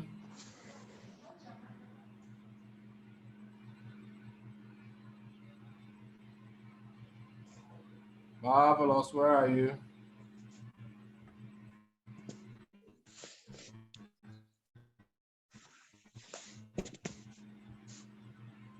Let's hear from you guys. And after that, Wise Light, very quickly, please. If you put your hand up, please ask your question. Okay. Marvelous. Okay. Okay. Or Team This is Agrigram. from Wise Light. Okay, Team Agrigram is here, sir. Okay, All so right. my question goes to now for the Canvas presentation that they talked about. They said we're going to put down our ideas. From what I understood, like we're going to put pen down our ideas, if I'm not mistaken. Now, if we are to drop down those ideas, are we to is it going to include all the features? Like for what I'm working on now, what I'm working on is going to touch more than one. They said agriculture, commerce, power, and the rest. So, but some people might be working on something that will be touching up to 2 or 3 spheres. I'm going to also write out the features of what the app is going, how the app is going to affect agriculture, how it's going to affect commerce. Are we going to write it down, or we're just going to write out one part or something? Because I didn't get that very well. All right, so your solution, what you're entering into this competition with, does not have to speak to everything for everyone in every service area. No. You are to focus. That is one of the things that helps people in competitions like this. It is wonderful if your solution can cut across all the financial services, payments, savings, credit, insurance, pensions. That would be awesome. But for the purpose of these competitions, we always advise you to focus on one solution that does a few things at best for some people in one sector. So you don't have to have a solution that speaks to agriculture, power. No, pick an area, pick something that does something for people in agriculture that helps them save money, or people in agriculture that gives them credit, or people in the energy sector that helps them sort out their pensions, whatever. But you're not being asked to come up with a solution that speaks to 5 sectors and provides 5 services for all the age grades and all the gender variations. No. So no, you need to focus. So you're not required to do something for everyone and do something for every sector and so on and so forth. All right? All right. Yeah, I understand that you are not required to speak to the whole sector, but what if the app is like cut across 2? Because if it cuts across more than one sector, it's fine, but it's not required that you something that does 3,000 things. Okay, sir. Thank you, sir. So what you're doing, like Mrs. Kola Aladija has itemized just now, you're just going to document your solution, your idea, a summary, I believe. It's not supposed to be a very long thing. You are going to submit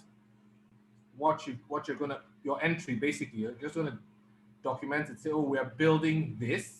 It will do this, hopefully for this sector. That's all. So they might be able to give you a sample of that, perhaps, so that you have a sense of what it's supposed to look like. But that's what you're doing tomorrow. Then that information will come to them. It will be on record that that's what you're working towards.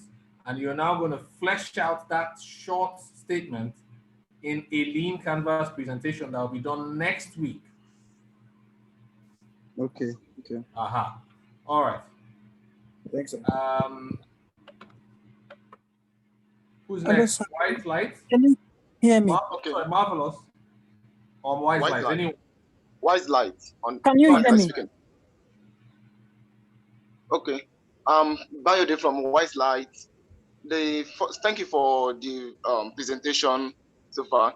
The first question I'll be having here is the final presentation of this very hackathon. In this very hackathon, will it be virtual or it will be pure physical? Because I've attended some virtual this thing in which we even have to submit our ideas virtually, and it will also be evaluated virtually. Will it be virtual or it will be physical? Then the second question say that concerning the Canvas presentation, will it can we have the maximum number of pages in which we can have, and as well as okay, I think that's good. That's all for now.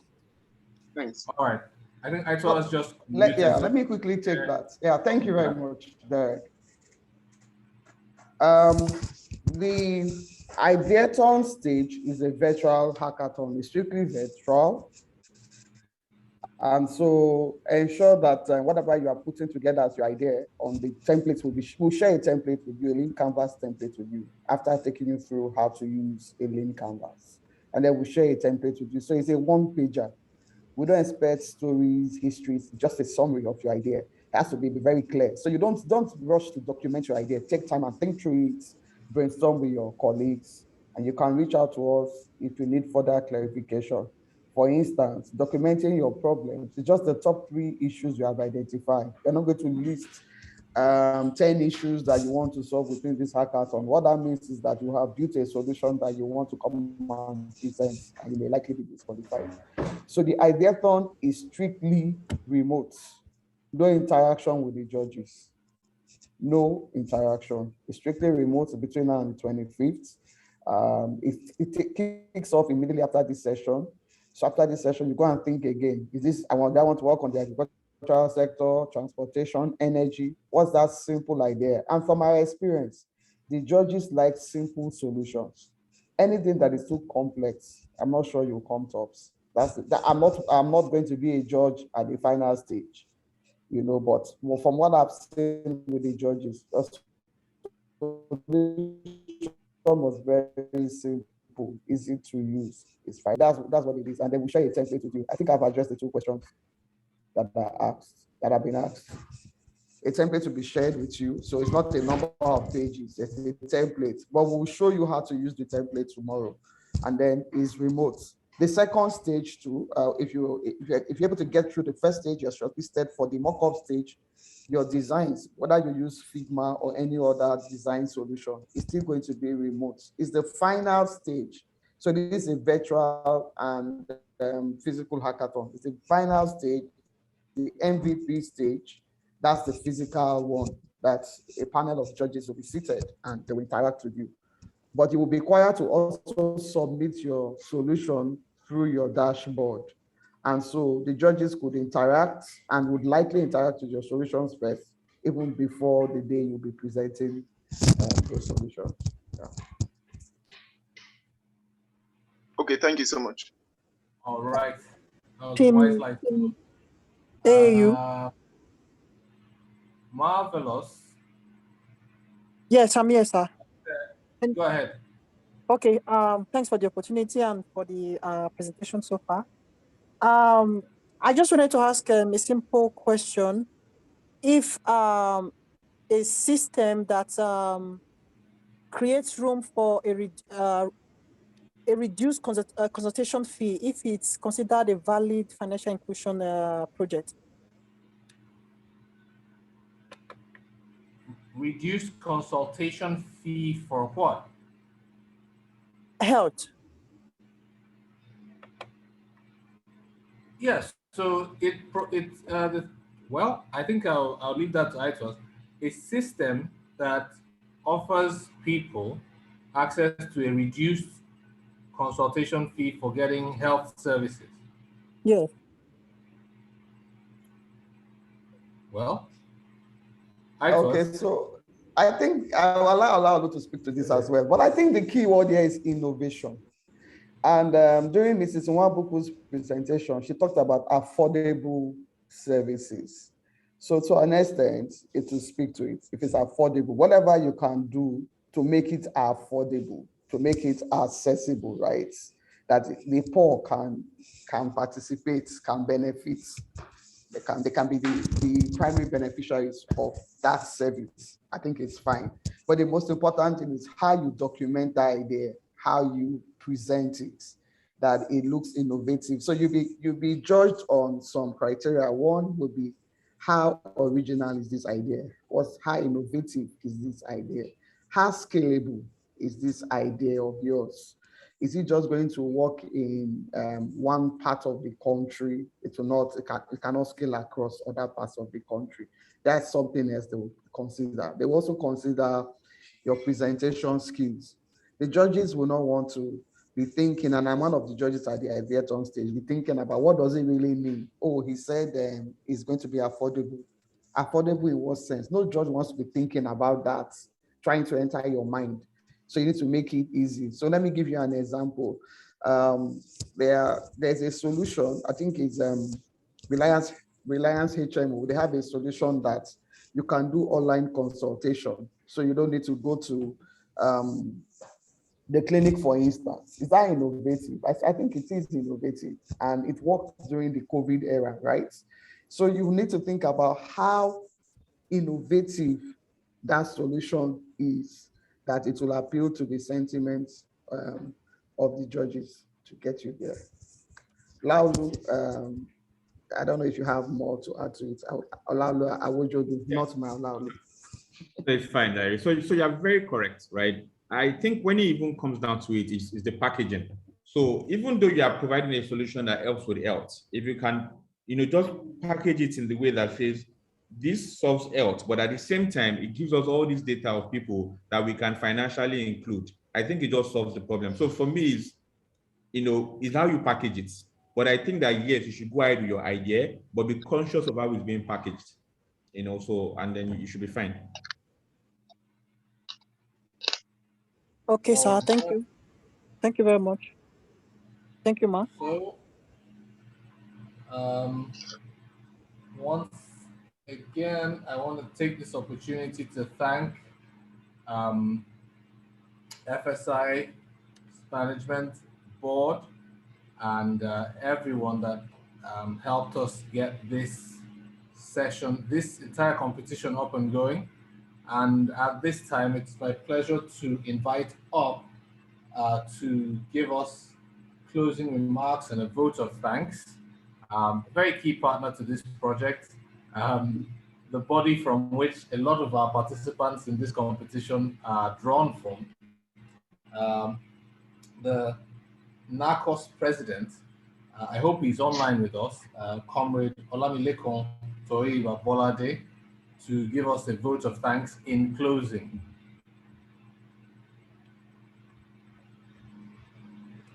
Is he online? Good afternoon, everyone. Sorry, can you hear me? All right.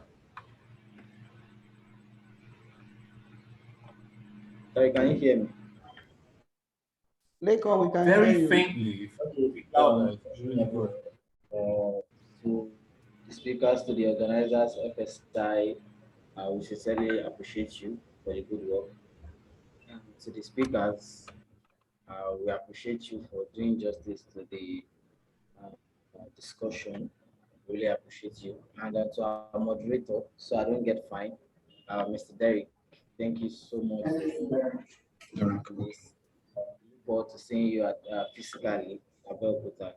And to all the participants, I would like to just encourage you more. This is the journey of 1,000 miles begin with a step. So this is just this is the starting point for each and every one of you. And I believe we will cause success is ours by the special grace of God. By 18th of August, we would finally know the winner of this hackathon, and this is just the starting point. So I want you to put in the hard work, put in every resource you could put in. We've had success stories from last year's event, and we want to replicate a bigger one, a bigger brand right now. So I would just want to implore you, just put in the hard work and success will be yours. Thank you very much, and we look forward to seeing each and every one of you.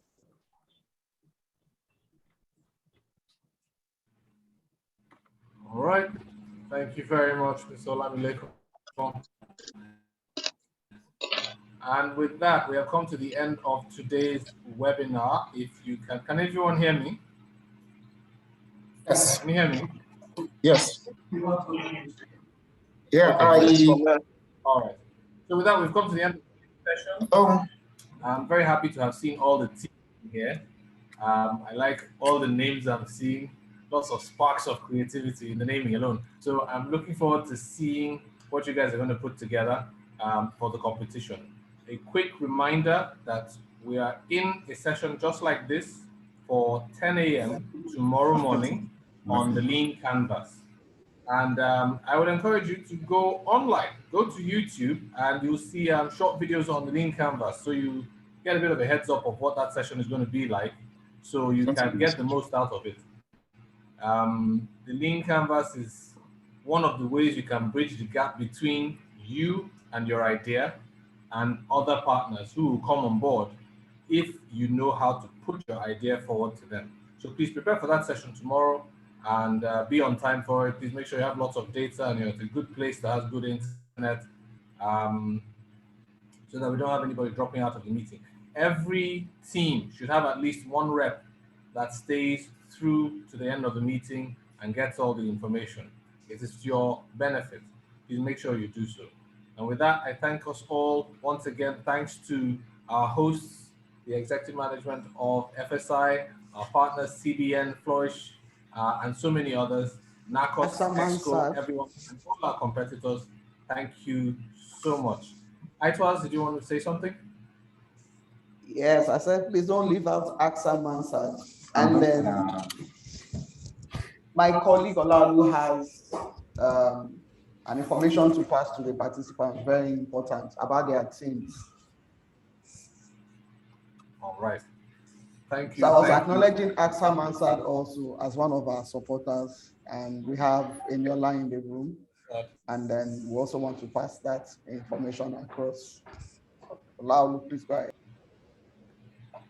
Good afternoon, everyone. Yeah, if you are yet to add some of your team members to the challenge, please kindly do so, because we noticed some of the teams only have the team leaders.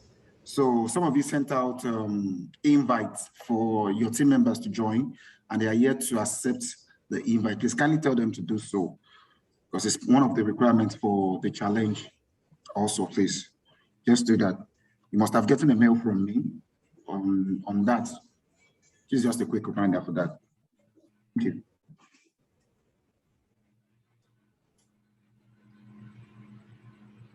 All right. So with that, we've come to the end of today's session, and we look forward to seeing you all tomorrow. Everyone, please make sure you sign in time and keep in touch with the team. If you have any questions regarding the competition, please put those questions forward quickly so you get answers quickly and get things sorted and get your best foot forward in this competition. Once again, thank you very much. My name is Derek Wafo, and this has been our beginning webinar for the Financial Inclusion Challenge in Financial Inclusion Challenges in Nigeria Hackathon from FSI and NACOS. Good night, and see you guys tomorrow.